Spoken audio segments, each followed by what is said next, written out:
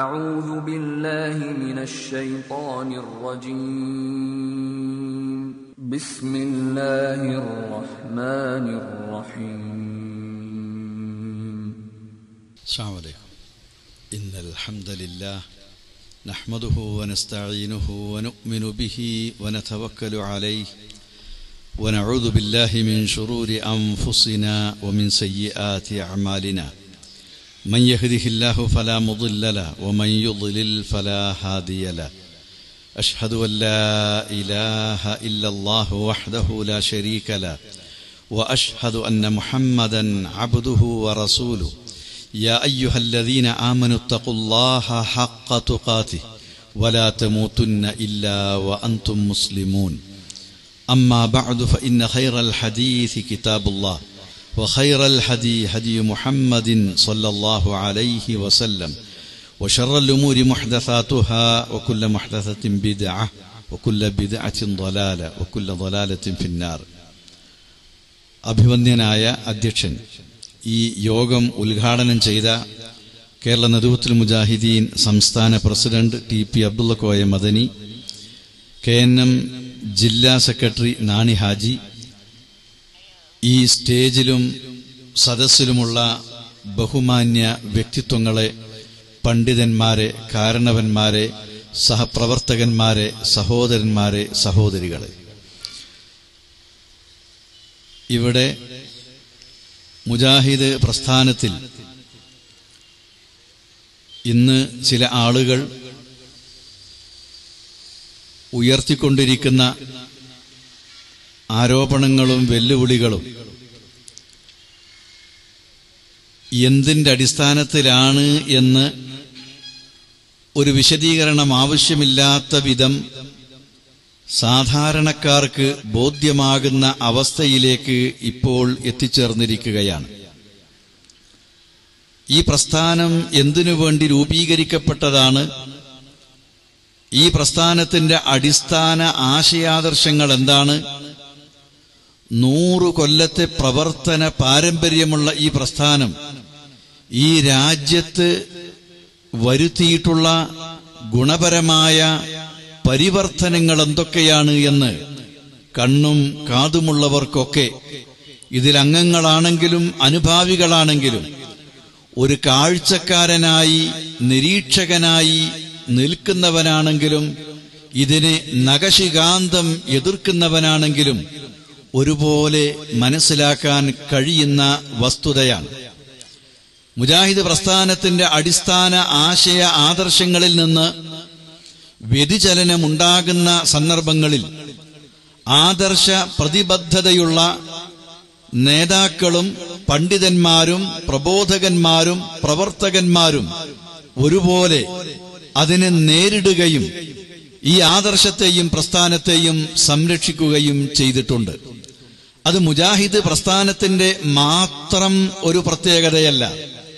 മുഹമ്മദ് മുസ്തഫ സ്വല്ലല്ലാഹു അലൈഹി വസല്ലമയുടെ ഉമ്മത്തിന്റെ, സമുദായത്തിന്റെ ചരിത്രം എടുത്തു നോക്കിയാലും ഈ സമുദായം പ്രവാചകൻ പഠിപ്പിച്ച ആശയാദർശങ്ങളിൽ നിന്ന് വ്യതിചലിച്ചു പോകുമ്പോൾ യഥാർത്ഥ ആശയാദർശങ്ങളിലേക്ക് തിരിച്ചു കൊണ്ടുവരാനുള്ള പണ്ഡിതന്മാരുടെ, പ്രബോധകന്മാരുടെ പ്രവർത്തനം ഓരോ നൂറ്റാണ്ടിലും പരിഷ്കർത്താക്കളുടെ നേതൃത്വത്തിൽ നടന്നു വന്നിട്ടുണ്ട് എന്നുള്ളത് മുഹമ്മദ് നബിയുടെ സമുദായത്തിന്റെ ചരിത്രം പരിശോധിക്കുന്ന ഏതൊരാൾക്കും ബോധ്യപ്പെടുന്നതാണ്. മുജാഹിദ് പ്രസ്ഥാനത്തിന്റെ മാത്രം പ്രത്യേകതയല്ല എന്ന് പറഞ്ഞ പോലെ ഇത് മുഹമ്മദ് നബിയുടെ ഉമ്മത്തിന്റെയും മാത്രം പ്രത്യേകതയല്ല.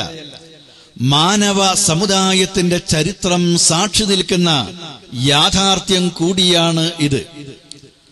ആദിമ മനുഷ്യനായ ആദം നബിയുടെ കാലം തൊട്ട് അന്തിമ പ്രവാചകനായ മുഹമ്മദ് നബിയുടെ കാലം വരേക്കുമുള്ള മാനവതയുടെ ചരിത്രം പരിശോധിച്ചാൽ ഞാൻ ഈ പറഞ്ഞ വസ്തുത നമുക്ക് ബോധ്യപ്പെടുന്നതാണ്.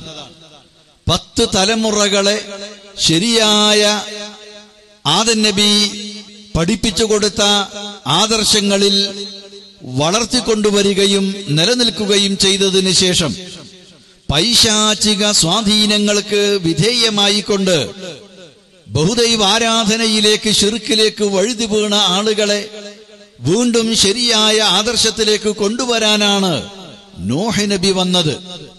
അങ്ങനെ നിരന്തരമായി പ്രവാചകന്മാർ കടന്നു വന്നത് ജനങ്ങളെ ഏകദൈവ ആരാധനയിലേക്ക് കൊണ്ടുവരാനാണ്. മനുഷ്യന്മാർക്ക് വ്യതിയാനമുണ്ടാവുമെന്നും അവരെ യഥാർത്ഥ ആദർശത്തിലേക്ക് കൊണ്ടുവരേണ്ടതുണ്ടെന്നും അതിനുവേണ്ട സംവിധാനം ഇവിടെ ഏർപ്പെടുത്തേണ്ടതുണ്ടെന്നും പ്രപഞ്ച സൃഷ്ടാവായ റബ്ബ് തീരുമാനിക്കുകയും അതനുസരിച്ചുള്ള പ്രവർത്തനങ്ങളുടെ ചരിത്രമാണ് മാനവതയുടെ ചരിത്രം മനുഷ്യന്റെ മുമ്പിൽ ഉയർത്തിക്കാണിക്കുന്നത്. ആ ചരിത്രത്തിന്റെ ഒരു ആവർത്തനമാണ് അന്തിമ പ്രവാചകരായ മുഹമ്മദ് നബിയുടെ ചരിത്രം സാക്ഷി നിൽക്കുന്നത്. ആ ചരിത്രത്തിന്റെ ഒരു ആവർത്തനമാണ് ഒരു നൂറ്റാണ്ട് പാരമ്പര്യമുള്ള കേരളത്തിലെ ഇസ്ലാഹി പ്രസ്ഥാനത്തിന്റെ ചരിത്രം സാക്ഷി നിൽക്കുന്നത്. ഈ യാഥാർത്ഥ്യങ്ങളാണ് എനിക്ക് നിങ്ങളുടെ മുമ്പിൽ വെക്കാനുള്ളത്. മുജാഹിദ് പ്രസ്ഥാനത്തിന്റെ ചരിത്രം പറഞ്ഞാൽ തന്നെ മുഹമ്മദ് നബിയുടെ ഉമ്മത്തിന്റെയും മാനവതയുടെയും ചരിത്രത്തിന്റെ ഒരേകദേശ രൂപം അതിൽ നിന്ന് മനസ്സിലാക്കാം. ഈ മഹത്തായ പ്രസ്ഥാനം മഹാനായ മക്ദി തങ്ങളുടെ കാലം തൊട്ട് ശരിയായ രൂപത്തിൽ വന്നിട്ടുള്ള ഈ പ്രവർത്തനം എടുത്തു നോക്കുകയാണെങ്കിൽ അത് സംഘടിത രൂപത്തിലേക്ക് എത്തുന്നത് നിഷ്പക്ഷ സംഘം എന്ന പേരിൽ രൂപീകരിക്കപ്പെടുന്ന പ്രസ്ഥാനത്തിലൂടെയാണ്. അതേ വർഷം തന്നെ നിഷ്പക്ഷ സംഘം കേരള മുസ്ലിം ഐക്യസംഘമായി മാറി. ആ കേരള മുസ്ലിം ഐക്യസംഘത്തിന്റെ തീരുമാനപ്രകാരം ജമിയത്തുൽ ഉലമ വന്നു. ആ ജമിയത്തുൽ ഉലമ രൂപീകരിക്കപ്പെടുന്നത് മുതൽ ഈ പ്രസ്ഥാനത്തിന് എതിരിൽ സംഘടിതമായി ആ വ്യതിയാനത്തിന്റെ ആളുകൾ രൂപപ്പെട്ടു വരികയും അങ്ങനെയാണ് മറ്റു ചില സംഘടനകൾ കേരളക്കരയിൽ രൂപപ്പെട്ടു വരുന്നത്. ശിർക്ക് ബിദ്അത്തുകൾ ഉൾക്കൊള്ളുകയും അത് ഉൾക്കൊണ്ടുകൊണ്ട് ജീവിക്കുകയും അതിലൂടെ ഉപജീവനം നടത്തുകയും അതുപോലെ തന്നെ അത് പ്രചരിപ്പിക്കുകയും ചെയ്യുന്ന ആളുകൾക്ക് അന്ധവിശ്വാസ അനാചാരങ്ങളെ എതിർക്കുന്ന ഈ പ്രസ്ഥാനത്തിൽ നിലകൊള്ളാൻ കഴിയില്ലെന്ന് മനസ്സിലാക്കിയാണ് ഈ പ്രസ്ഥാനത്തിൽ നിന്ന് അവർ വേറിട്ടുപോയി വേറെ സംഘടന രൂപീകരിച്ചത്. ഇതുപോലത്തെ ഈ ഇസ്ലാഹി പ്രസ്ഥാനം അതിന്റെ ഈ ആദർശങ്ങളുമായി മുന്നോട്ട് നീങ്ങുമ്പോൾ പത്താൻകോട്ടുകാരനായ സയ്യിദ് അബുൽ അല അദ്ദേഹം കൊണ്ടുവന്ന പുതിയ ചിന്ത മതരാഷ്ട്രവാദം. ആ മതരാഷ്ട്രവാദം കേരളക്കരയിൽ കൊണ്ടുവന്ന ആളുകൾ അന്ന് കേരള ജമിയത്തുൽ ഉലമയുടെ നിർവാഹക സമിതി അംഗമായ KC അബ്ദുള്ള മൗലവിയും കൂട്ടുകാരനായ വളാഞ്ചേരി മുഹമ്മദ് അലി ഹാജിയുമായിരുന്നു.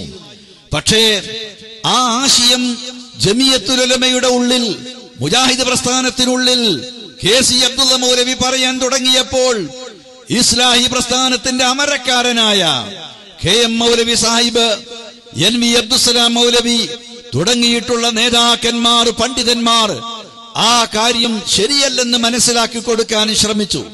അദ്ദേഹവുമായി സംവാദം നടത്തുകയും അത് സ്വീകരിക്കാത്തതിന്റെ പേരിൽ, ഉൾക്കൊള്ളാത്തതിന്റെ പേരിൽ അദ്ദേഹം ഈ സംഘടനയിൽ നിന്ന് പിരിഞ്ഞു പോവുകയും അങ്ങനെയാണ് ജമാഅത്തെ ഇസ്ലാമി രൂപീകരിക്കപ്പെടുന്നത്.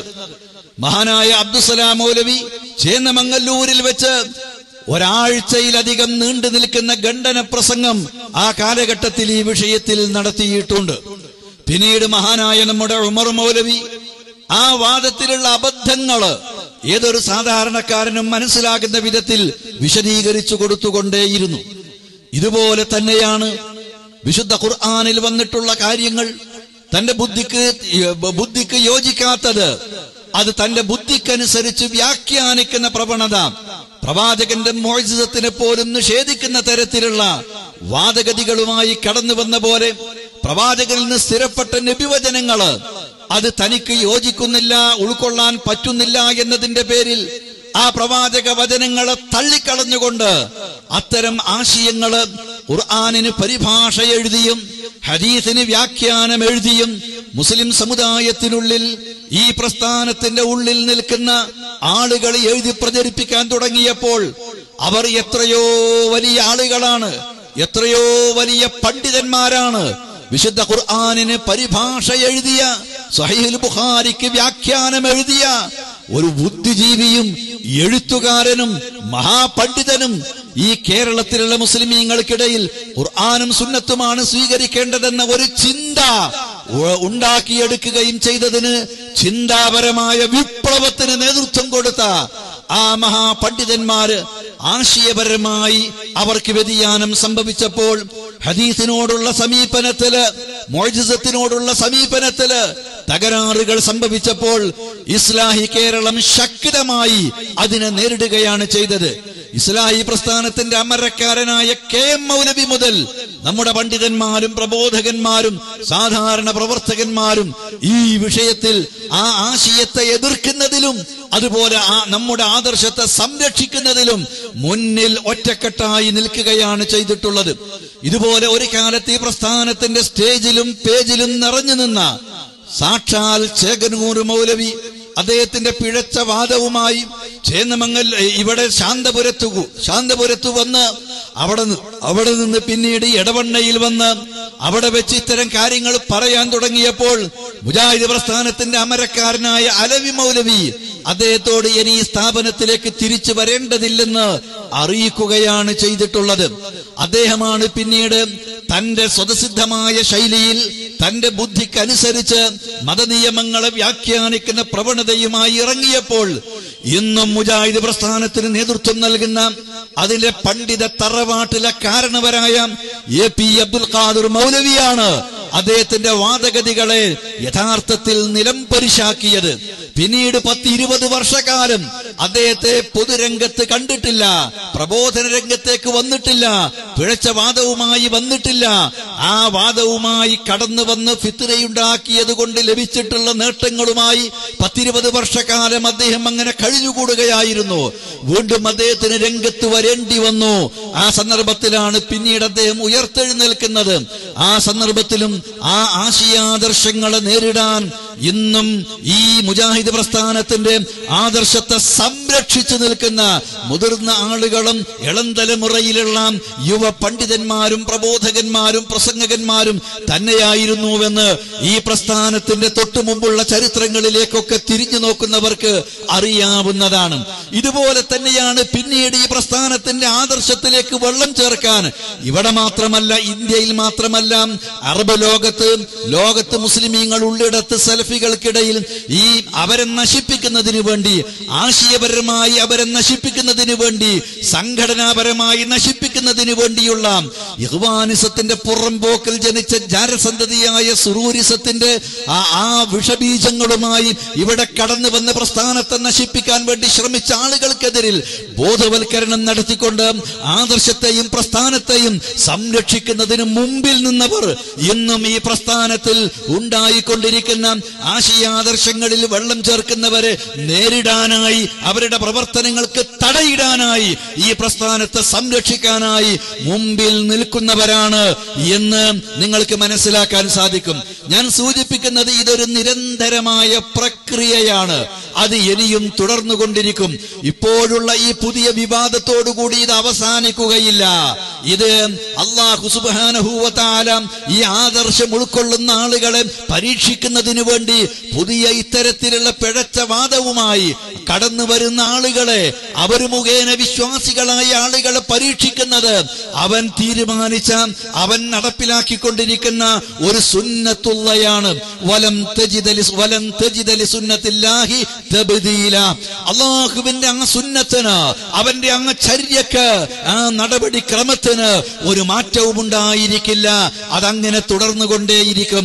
ആദം നബിയുടെ കാലത്ത് തുടങ്ങിയത് മുഹമ്മദ് നബിയോട് അവസാനിക്കാതെ തുടർന്നു വന്നത് മുജാഹിദ് പ്രസ്ഥാനം രൂപീകരിക്കപ്പെട്ട ശേഷം കഴിഞ്ഞ ഒരു നൂറ്റാണ്ട് കാല ചരിത്രത്തിലും അതുപോലെ ആവർത്തിച്ചുകൊണ്ടിരിക്കുന്നത് ഇനിയും ഈ സത്യപ്രസ്ഥാനത്തിന്റെ ചരിത്രത്തില് ഇതിന് ലോകാവസാനം വരെ, ഈ സത്യപ്രസ്ഥാനം നിലനിൽക്കുന്നത് വരെ ഇനിയും ഇതിനെ നശിപ്പിക്കുന്നതിന് വേണ്ടിയുള്ള പ്രവർത്തനങ്ങൾ ഉണ്ടാകും.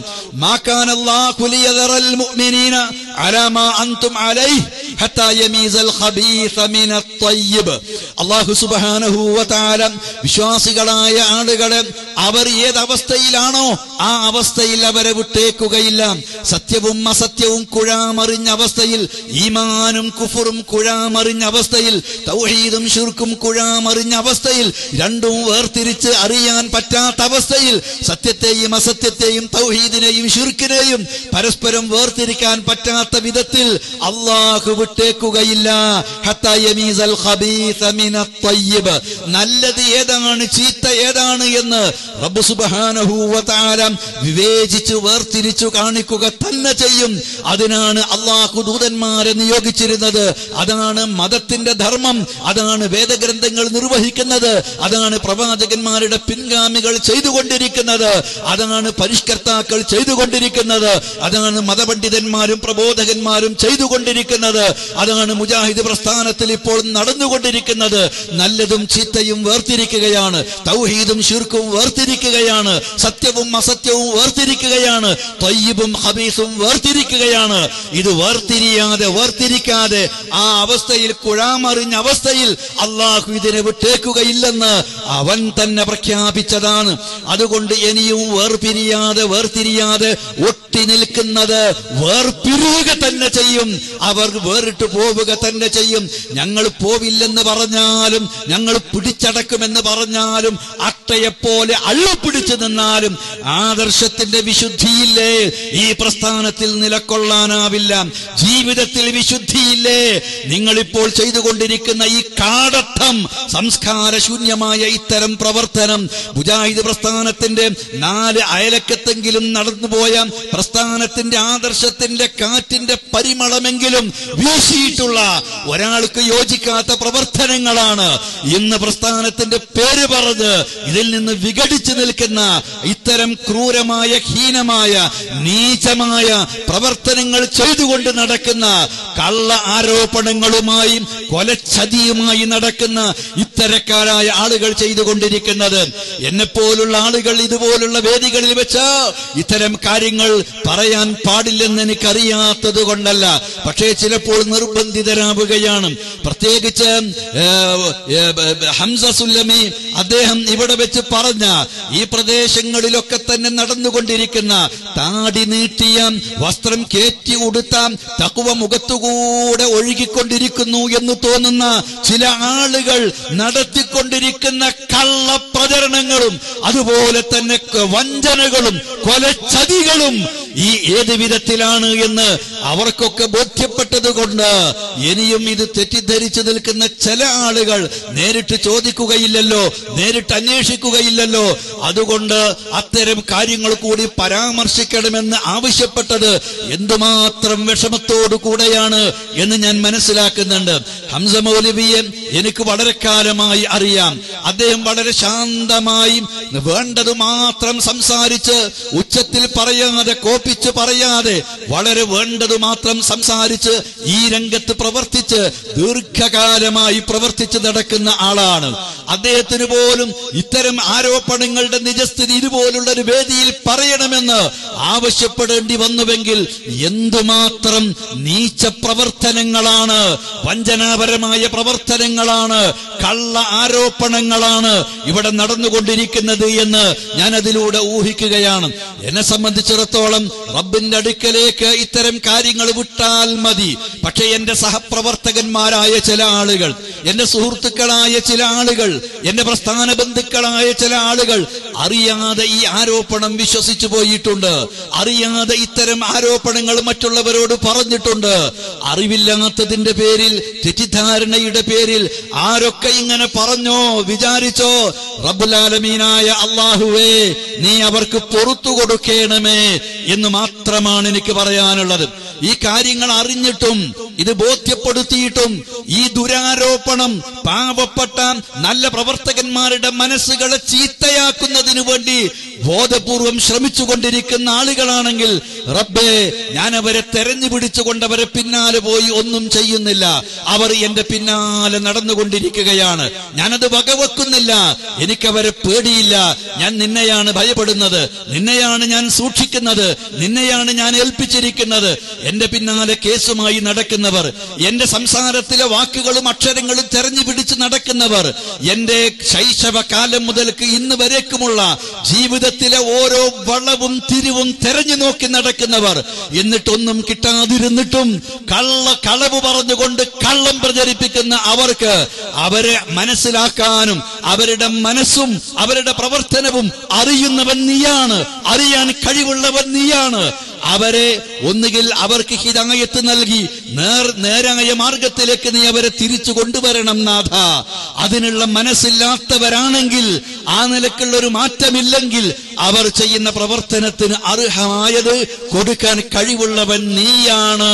ഞാൻ നിന്നെയാണ് ഏൽപ്പിക്കുന്നത് നാഥ എന്ന് മാത്രമാണ് എനിക്ക് പറയാനുള്ളത്. സഹോദരങ്ങളെ, എന്നോട് ആവശ്യപ്പെട്ട കാര്യം പറയുന്നതിന് മുമ്പ് അതെനിക്ക് പ്രധാനമല്ല. നേരെ മറിച്ച് എനിക്ക് പ്രധാനം ഇവിടെ അടിസ്ഥാനപരമായ നമ്മുടെ വിശ്വാസമാണ്.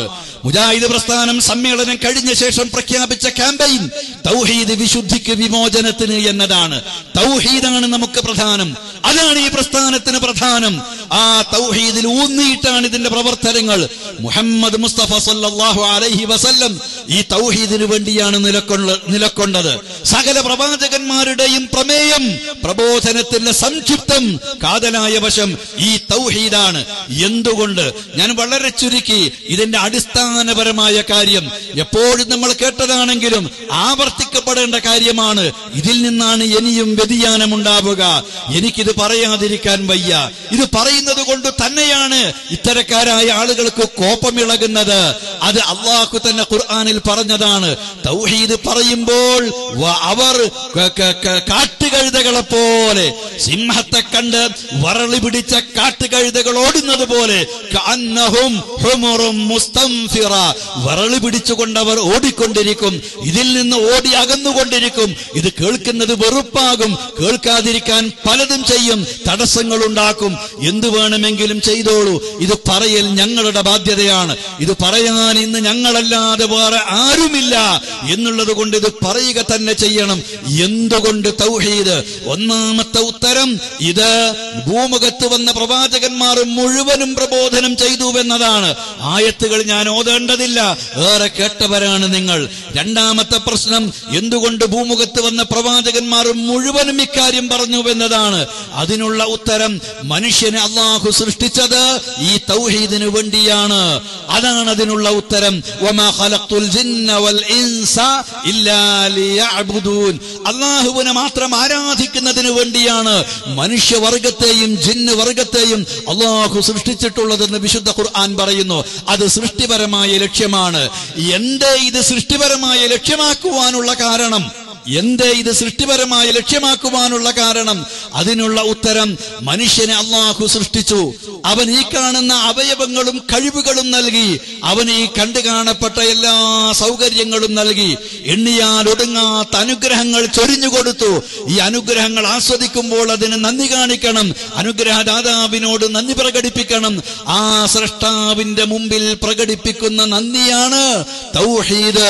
അഥവാ അവനോട് മാത്രം പ്രാർത്ഥിക്കുക, അവനോട് മാത്രം സഹായം ചോദിക്കുക, അവന് മാത്രം നേർച്ചകൾ അർപ്പിക്കുക, അവന്റെ മുമ്പിൽ മാത്രം തലകുനിക്കുക, അവനോട് മാത്രം വിളിച്ചു തേടുക, അവന് മാത്രം ദുആ ചെയ്യുക, അവന് മാത്രം ആരാധിക്കുക, സകല ഇബാദത്തുകളും അവന് മാത്രം അർപ്പിക്കുക എന്നത് അവന്റെ മുമ്പിൽ പ്രകടിപ്പിക്കുന്ന നന്ദിയാണ്. ഇതാണ് ഖുർആൻ പഠിപ്പിക്കുന്നത്. ബലില്ലാഹ ഫഅബ്ദ് വകും മിനശ്ശാകിരീൻ.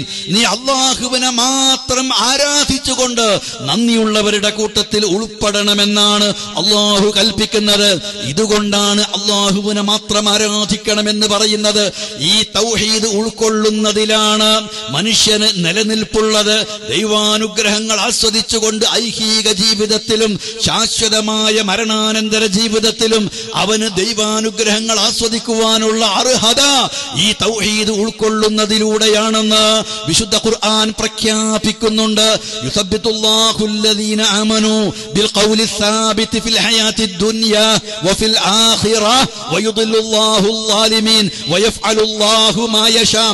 അല്ലാഹു സുബ്ഹാനഹു വ തആല സത്യവിശ്വാസികൾക്ക് ഐഹിക ജീവിതത്തിലും മരണാനന്തര ജീവിതത്തിലും സ്വന്തം കാലിൽ നിൽക്കുവാനുള്ള അവസ്ഥ പ്രദാനം ചെയ്യുന്നത് ഈ സ്ഥിരപ്പെട്ട വചനം കൊണ്ടാണ്, നിലനിൽപ്പിന്റെ വചനം കൊണ്ടാണ്.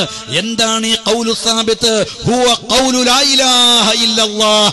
റഈസുൽ മുഫസ്സിരീൻ ഇബ്നു അബ്ബാസ് റളിയല്ലാഹു തആല അൻഹു പറയുന്നു, ആ സ്ഥിരപ്പെട്ട വചനം കൊണ്ട് ഉദ്ദേശം ലാ ഇലാഹ ഇല്ലല്ലാഹ് എന്ന തൗഹീദിന്റെ സന്ദേശമാണ്.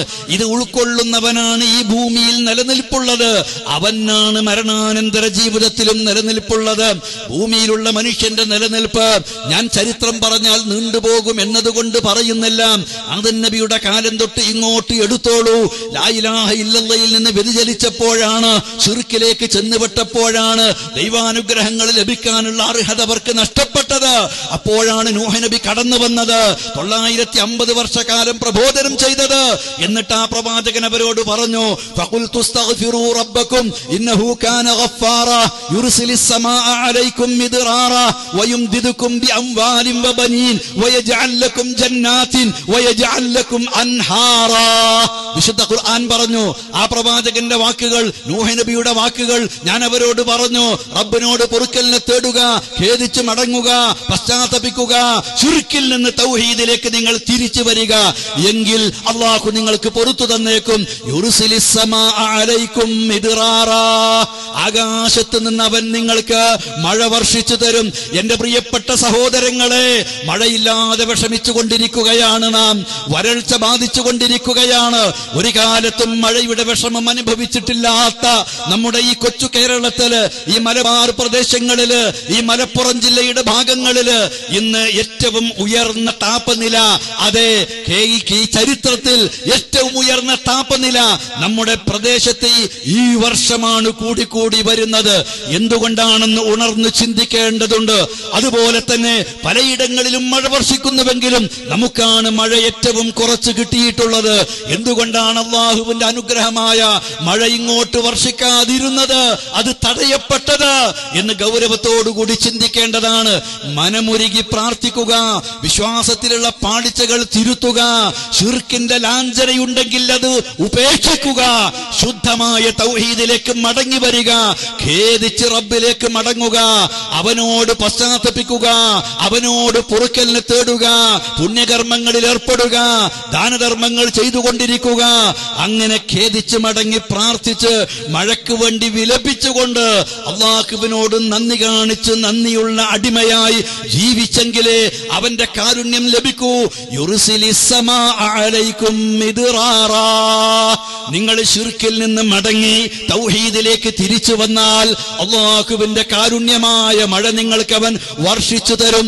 ആകാശത്ത് നിന്ന് മഴ അവൻ നിങ്ങൾക്ക് ചൊരിഞ്ഞു തരും എന്ന് വിശുദ്ധ ഖുർആൻ പറയുന്നു. വയുംദിദുക്കും ബിഅംവാലിൻ വബനീൻ, അവന്റെ അനുഗ്രഹങ്ങളായ സമ്പത്തും സന്താനങ്ങളും അവൻ നിങ്ങൾക്ക് നൽകി നിങ്ങളെ സഹായിക്കും.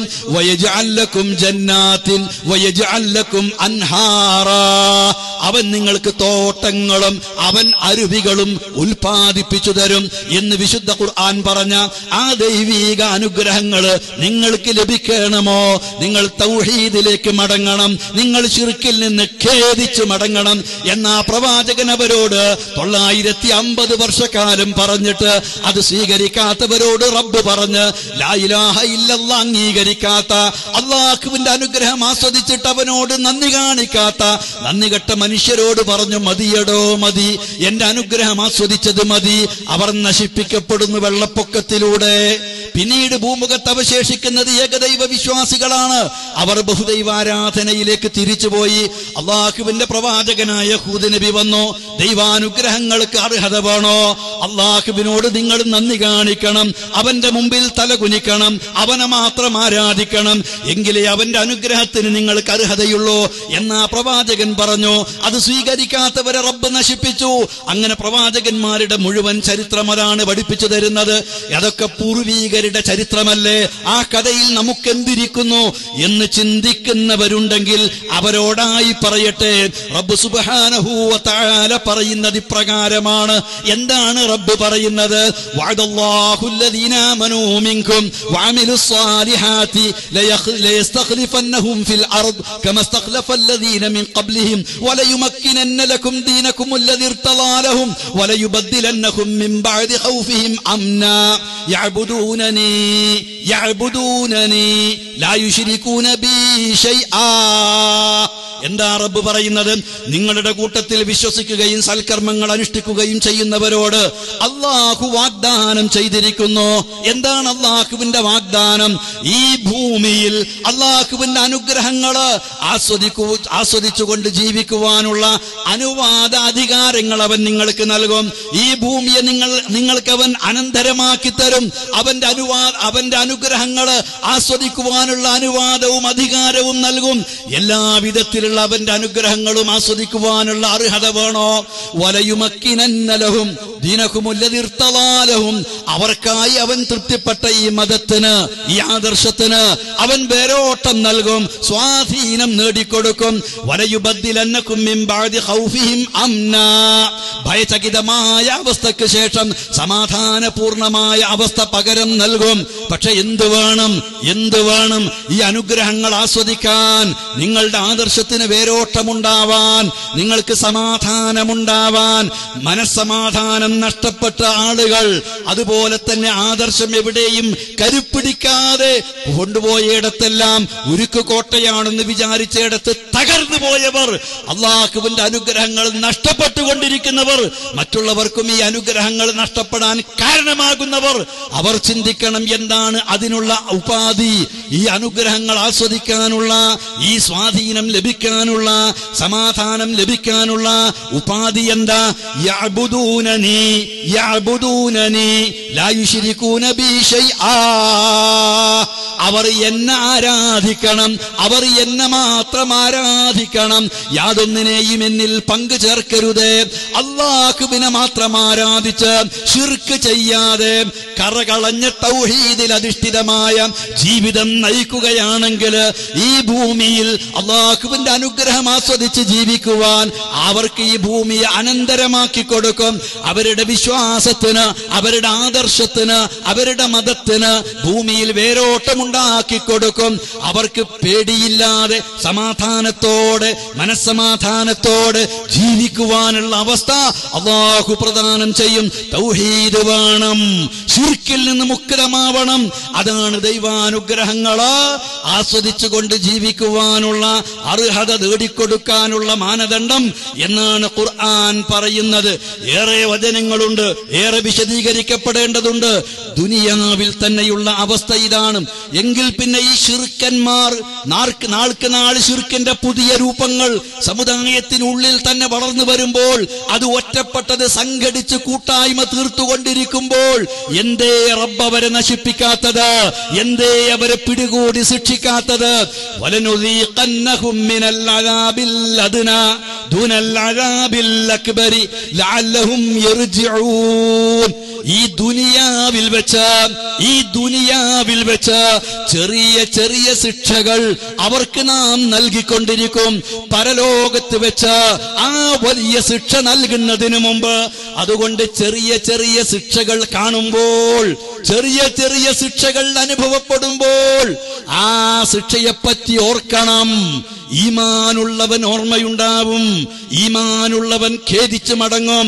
അവൻ പിന്നെയും വെല്ലുവിളിയുമായി നടക്കില്ല, തൗഹീദിനെതിരിൽ വെല്ലുവിളിയുമായി നടക്കില്ല, റബ്ബിനെതിരിൽ വെല്ലുവിളിയുമായി നടക്കില്ല. അവൻ എന്ത് ചെയ്യും? ഖേദിച്ചു മടങ്ങും, തൗഹീദിലേക്ക് മടങ്ങും, ശുദ്ധമായ തൗഹീദിലേക്ക് മടങ്ങും. റബ്ബിനെ മാത്രമേ ആരാധിക്കൂ, റബ്ബിനോട് മാത്രമേ പ്രാർത്ഥിക്കൂ, അല്ലാഹുവിനെ മാത്രമേ വിളിച്ചു തേടൂ, അല്ലാഹുവിനോട് മാത്രമേ സഹായം തേടൂ.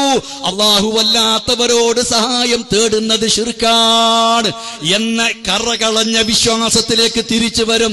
അത് വസീലത്ത് ശിർക്കാക്കാനും അത് മഹാന്മാര് ചെയ്തതല്ലേ എന്ന് ചോദിക്കാനും അങ്ങനെ ശിർക്കിനെ നിസ്സാരവൽക്കരിക്കാനും ശിർക്കിലേക്കുള്ള വഴിയാണെന്ന് പറഞ്ഞ വഴി തുറന്നു കൊടുക്കാനും അങ്ങനെ ജനങ്ങളെ ശിർക്കിലേക്ക് വീഴ്ത്താനും പരിശ്രമിക്കുകയല്ല ചെയ്യുക. ഫലനുദീഖന്നഹും മിനൽ അദാബിൽ അദ്നാ ദൂനൽ അദാബിൽ അക്ബരി ലഅല്ലഹും യർജിഊൻ.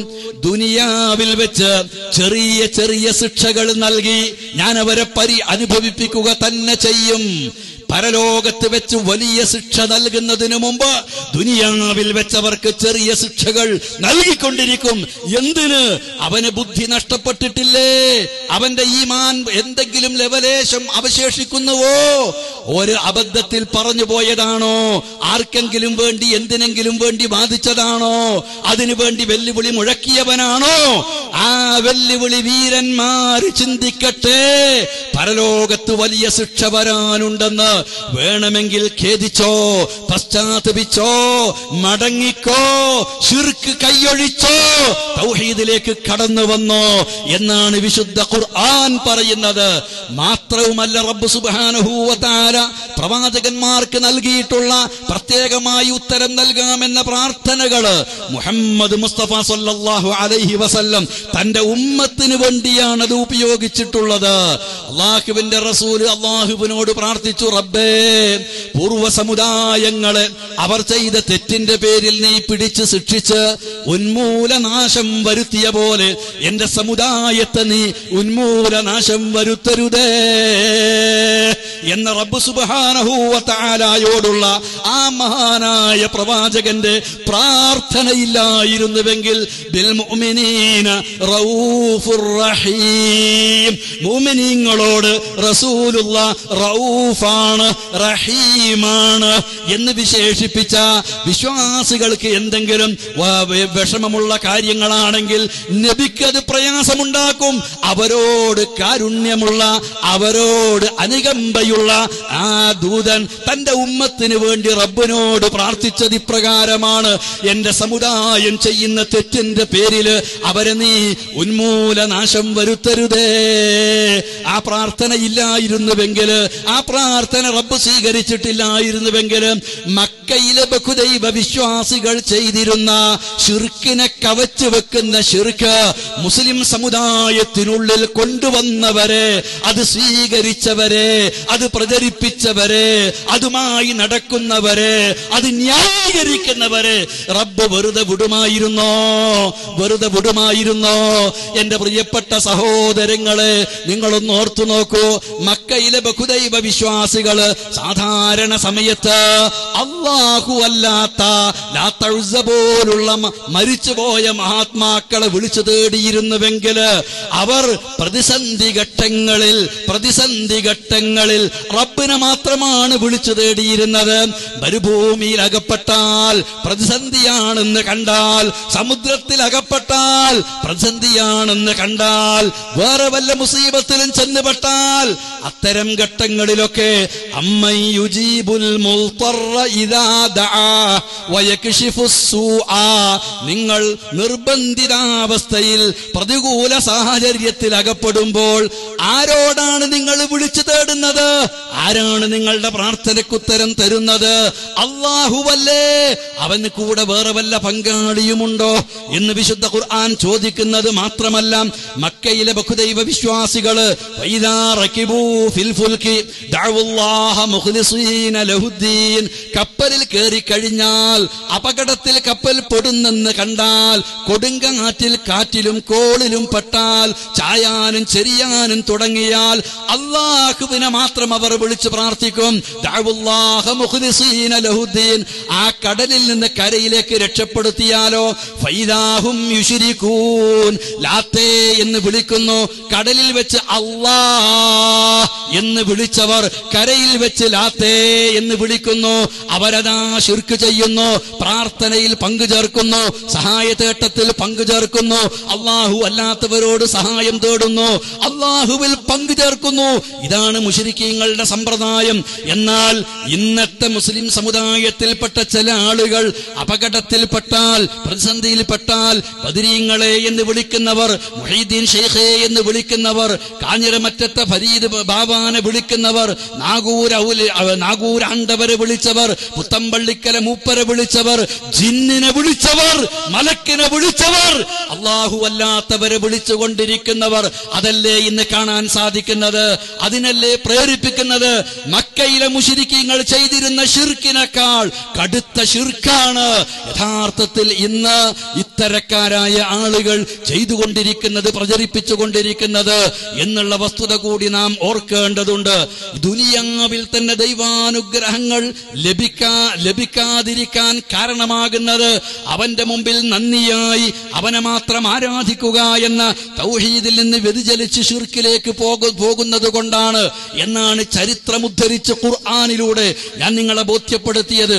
മരിച്ചു ചെന്നാലോ ഒരൊറ്റ വചനം കൂടി ഓർക്കുക, ഇന്നഹു മൻ യുശ്രിക് ബില്ലാഹ് ഫഖദ് ഹറമല്ലാഹു അലൈഹിൽ ജന്ന വമഅവാഹുൻ നാർ വമാ ലിൽളാലിമീന മിൻ അൻസാർ. ഇന്നഹു മൻ യുശ്രിക് ബില്ലാഹ്, ആരെങ്കിലും അല്ലാഹുവിൽ പങ്കു ചേർത്താൽ, അല്ലാഹു അല്ലാത്തവരോട് വിളിച്ചു തേടി, സഹായം ചോദിച്ചു, നേർച്ചയർപ്പിച്ചു, പ്രാർത്ഥിച്ചു, പൊറുക്കലിനെ തേടി, അതുപോലെ റബ്ബിന് മാത്രം അർപ്പിക്കേണ്ട ഇത്തരം ആരാധനകളിൽ ഏതെങ്കിലും അല്ലാഹു അല്ലാത്തവർക്ക് ചെയ്ത് ശിർക്ക് ചെയ്താൽ ഫഖദ് ഹറമല്ലാഹു അലൈഹിൽ ജന്ന, അല്ലാഹു അവന് സ്വർഗം നിഷിദ്ധമാക്കിയിട്ടുണ്ട്. സ്വർഗം അവന് നിഷിദ്ധമാണ്. വമഅവാഹുൻ നാർ, അവന്റെ മടക്കം നരകത്തിലേക്കാണ്.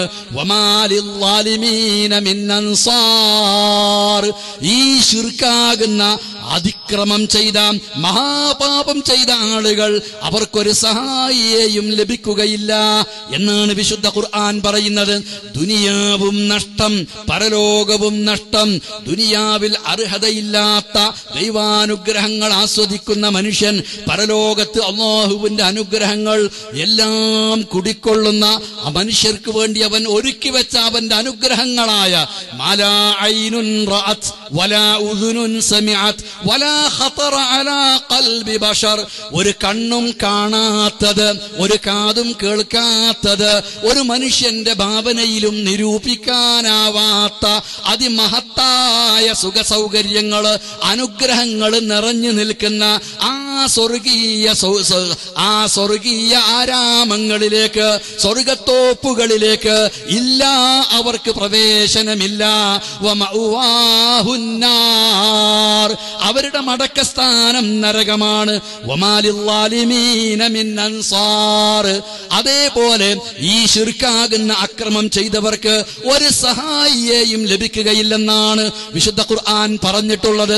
സഹോദരങ്ങളെ, നമുക്ക് ഈ ദുനിയാവിലും അല്ലാഹുവിന്റെ അനുഗ്രഹം നേടാനുള്ള അർഹത വേണം, അത് ആസ്വദിക്കണം. പരലോകത്തും നമുക്ക് അല്ലാഹുവിന്റെ അനുഗ്രഹം നേടണം, അത് നമുക്ക് ലഭിക്കണം. എങ്കിൽ ഏറ്റവും ചുരുങ്ങിയത് അടിസ്ഥാനപരമായ ഈ നിബന്ധന, അതിൽ വെള്ളം ചേർക്കാതിരിക്കുക, അതിൽ വീഴ്ച വരുത്താതിരിക്കുക എന്നാണ് എനിക്ക് പറയാനുള്ളത്. എന്നെപ്പറ്റി എന്ത് പറഞ്ഞാലും, എന്ത് ആരോപണങ്ങളുമായി നടന്നാലും അതല്ല സുഹൃത്തുക്കളെ എന്നെ വേദനിപ്പിക്കുന്നത്, ഈ തൗഹീദിൽ വെള്ളം ചേർക്കുന്നതാണ്. ഏതൊരു ആദർശവാദിയെയും, ഏതൊരു മുവഹിദിനെയും, ഏതൊരു പണ്ഡിതനെയും, ഏതൊരു പ്രബോധകനെയും, ഏതൊരു പ്രവർത്തകനെയും വേദനിപ്പിക്കുന്നത് അതാണ്. തൗഹീദിൽ വെള്ളം ചേർത്തു എന്നതാണ് ഏറെ വേദനിപ്പിക്കുന്ന കാര്യം. അതുകൊണ്ടാണ് ഞങ്ങൾ ഇതിന് പ്രാധാന്യം നൽകുന്നത്. ഞാൻ രണ്ട് പോയിന്റ് കൂടി പറഞ്ഞുകൊള്ളട്ടെ. ഒന്ന്, എന്താണ് ഇവിടെ ഇത്ര ഗൗരവത്തോടുകൂടി സംഭവിച്ചിട്ടുള്ളത്? നമ്മളൊക്കെ തന്നെ ചെറുപ്പം മുതൽക്ക് മുജാഹിദ് പ്രസ്ഥാനത്തിലേക്ക് കടന്നു വരുന്ന 1-ാം തീയതി കുട്ടിക്കാലമാണെങ്കിലും പ്രായമായതിനു ശേഷമാണെങ്കിലും കടന്നു വരുന്നത് ഇയ്യാക നഅ്ബുദു വ ഇയ്യാക നസ്തഈൻ എന്ന ഈ ആയത്തിന്റെ ആശയം ഉൾക്കൊണ്ടുകൊണ്ടാണ്. എന്റെ ആരാധന മുഴുവനും അല്ലാഹുവിന് മാത്രമാണ്, എന്റെ സഹായ തേട്ടം മുഴുവനും അല്ലാഹുവിനോട് മാത്രമാണ്. ആരാധനയുടെ ഒരംശമെങ്കിലും അല്ലാഹു അല്ലാത്തവർക്ക് അർപ്പിച്ചാൽ അത് ശിർക്കാണ്. സഹായ തേട്ടം അല്ലാഹു അല്ലാത്തവരോടായാൽ അത് ശിർക്കാണെന്ന് പഠിച്ചു വളർന്നവരാണ് നാം. ഈ ഫാത്തിഹയിലെ ഈ ആയത്തിന്റെ ആശയമാണ്. തൗഹീദ് എന്ന നിലക്ക് വിശുദ്ധ ഖുർആനിലെ മുഴുവൻ തൗഹീദ് പഠിപ്പിക്കുന്ന സൂക്തങ്ങളും നമ്മെ പഠിപ്പിച്ചുകൊണ്ടിരിക്കുന്നത്. അതാണ് തൗഹീദ് വിവരിക്കുന്ന പ്രവാചക വചനങ്ങൾ മുഴുവനും നമ്മെ പഠിപ്പിക്കുന്നത്. അതാണ് അഖീദയുടെ ഗ്രന്ഥങ്ങളിൽ തൗഹീദ് വിശദീകരിക്കുന്നിടത്ത് നമ്മെ പഠിപ്പിക്കുന്നത്. തൗഹീദിന്റെ മർമ്മം ഇതാണ്. ഇതിൽ നിന്നാണ് എക്കാലത്തും മനുഷ്യന്മാർ വ്യതിചലിച്ചു പോയിട്ടുള്ളത്. എന്നാൽ അള്ളാഹുവിനോട് മാത്രം സഹായം തേടണം. അള്ളാഹു അല്ലാത്തവരോട് സഹായം തേടിയാൽ ശിർക്കെന്ന് വിശുദ്ധ ഖുർആൻ പറഞ്ഞ ഇക്കാര്യമുണ്ടല്ലോ സഹോദരങ്ങളെ. ആ ശിർക്ക് അള്ളാഹു അല്ലാത്തവർക്ക് ചെയ്താൽ ശിർക്കാകുന്ന കാര്യം സഹായാർത്ഥന എന്ന് വിശുദ്ധ ഖുർആൻ തന്നെ പഠിപ്പിച്ചിട്ടുണ്ട്. ഇസ്തിആന എന്നും ഇസ്തിഗാസ എന്നും പറയുന്ന സഹായ തേട്ടമുണ്ടല്ലോ, അത് അള്ളാഹുവിനോട് മാത്രമേ ആകാവൂ. അള്ളാഹു അല്ലാത്തവരോട് ചെയ്താൽ അത് ശിർക്കാണ്. എന്നാൽ അള്ളാഹു നമുക്ക് അനുവദിച്ചു തന്ന ഒന്നുണ്ട്. എന്താണത്? മറ്റ് മനുഷ്യരോട്, അതും മരിച്ചവരോടല്ല, സ്ഥലത്തില്ലാത്തവരോടല്ല, നേരെ മറിച്ച് ജീവനുള്ള ഹാജറുള്ള മനുഷ്യനോട് അയാളുടെ കഴിവിൽപ്പെട്ട കാര്യം ചോദിക്കാം. അത് ശിർക്കല്ല, അത് അനുവദിച്ചു തന്നതാണ്. വതഅവനൂ അലൽ ബിർരി വത്തഖ്വാ, ഭക്തിയുടെ പുണ്യത്തിന്റെ മാർഗത്തിൽ പരസ്പരം സഹായം ചോദിക്കാം, നൽകാമെന്ന് വിശുദ്ധ ഖുർആൻ പറഞ്ഞിട്ടുണ്ട്. ഫസ്തഗാസഹുല്ലദീ മിൻ ശിഅതിഹി അലല്ലദീ മിൻ അദുവിഹി, മൂസാ നബിയോട് മൂസാ നബിയുടെ കുടുംബത്തിൽപ്പെട്ടവൻ സഹായം ചോദിച്ചു. മൂസാ നബി തന്റെ കഴിവിൽപ്പെട്ട ആ സഹായം നൽകി. അത് ഖുർആൻ എടുത്തു പറഞ്ഞു. പ്രവാചക വചനങ്ങളിൽ ഇത് നിറഞ്ഞു കിടക്കുന്നുണ്ട്. ആ കാര്യത്തിൽ സംശയം ഇല്ല, സംശയിക്കേണ്ടതില്ല. എന്നാൽ ഇത് മനുഷ്യനോട്, അതും മരിച്ച മനുഷ്യനോടല്ല. മരിച്ച മനുഷ്യൻ എന്നൊരു വേർതിരിവില്ലല്ലോ, മനുഷ്യനോടെന്നല്ലേ. മാത്രവുമല്ല, മഹാന്മാരായ മനുഷ്യന്മാർക്ക് മരിച്ചാലും അവർ ജീവിച്ചിരിക്കുന്നവരാണ് എന്ന് വാദിച്ചുകൊണ്ട് മരിച്ച മനുഷ്യരോട് സഹായം ചോദിക്കുന്നവരുണ്ട്, സഹായം തേടുന്നവരുണ്ട്. ഇതുപോലെ തന്നെ ജിന്നുകളോട് സഹായം ചോദിക്കുന്നവരുണ്ട്. അതേപോലെ മലക്കുകളോട് സഹായം ചോദിക്കുന്നവരുണ്ട്. അത്തരത്തിലുള്ള സഹായ തേട്ടങ്ങള് അത് ശിർക്കാണ്, പൊറുക്കപ്പെടാത്ത മഹാപാപമാണ് എന്നാണ് വിശുദ്ധ ഖുർആൻ പഠിപ്പിക്കുന്നത്. ലോകത്ത് കഴിഞ്ഞുപോയ മുഴുവൻ പ്രവാചകന്മാരും പഠിപ്പിച്ചത്.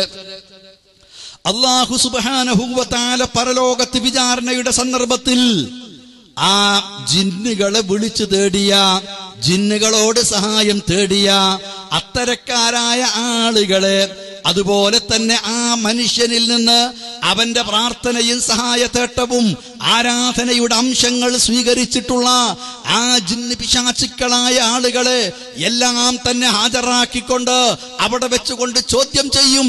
മലക്കുകളെയാണ് ഞങ്ങൾ ആരാധിക്കുന്നത് എന്ന് പറഞ്ഞിരുന്ന ആളുകൾ, ആ മലക്കുകളെയും അവരെയും അല്ലാഹു ഹാജരാക്കും. അവിടെ വെച്ചവൻ ചോദിക്കും, വഹ്ശുറുല്ലദീന ളലമൂ വഅസ്വാജഹും വമാ കാനൂ യഅബുദൂന മിൻ ദൂനില്ലാഹ്. ഈ ശിർക്ക് ചെയ്ത ആളുകളെയും അതിലെ അവരുടെ ഇണതുണകളെയും അതുപോലെ റബ്ബിന് പുറമെ ആരെ അവർ വിളിച്ചു തേടിയോ ആരാധിച്ചുവോ അവരെയും അല്ലാഹു ഹാജരാക്കുക തന്നെ ചെയ്യും. എന്നിട്ട് അവൻ അവിടെ വെച്ച് ചോദിക്കും, മാലക്കും ലാ തനാസറൂൻ, എന്തേ ഇവിടെ വെച്ച് നിങ്ങൾ സഹായം ചോദിക്കാത്തത്? എന്തേ ഇവർ നിങ്ങളെ സഹായിക്കാത്തത് എന്നാണ് റബ്ബ് ചോദിക്കുന്നത്. എല്ലാവരും അവിടെ റബ്ബിന് കീഴ്പ്പെട്ടിരിക്കുകയാണ്. ഒരു ജിന്നും മറുപടി പറയുന്നില്ല, ഒരു മരിച്ചുപോയ മഹാത്മാവും മറുപടി പറയുന്നില്ല. എല്ലാവരും പഞ്ചപുച്ഛമടക്കി നിൽക്കുകയാണ്, എല്ലാവരും റബ്ബിന് കീഴ്പ്പെട്ടിരിക്കുകയാണ്. ആ സന്ദർഭത്തിൽ റബ്ബ് തന്നെ അതിന് മറുപടി പറയുന്നു, ലിമനിൽ മുൽക്കുൽ യൗം ലില്ലാഹിൽ വാഹിദിൽ ഖഹാർ. അതെ, ആർക്കാണ് ഇന്നത്തെ ഈ ദിവസത്തെ അധികാരം? ആർക്കാണ് ഈ ദിവസത്തിന്റെ ആധിപത്യം? ലില്ലാഹി അൽ വാഹിദ് അൽ ഖഹാർ. ഏകനായ അഖിലാണ്ട പ്രപഞ്ചങ്ങളെ അടക്കി ഭരിക്കുന്ന, നിയന്ത്രിക്കുന്ന ഏകനായ അല്ലാഹുവിന് മാത്രം എന്ന മറുപടിയാണ്.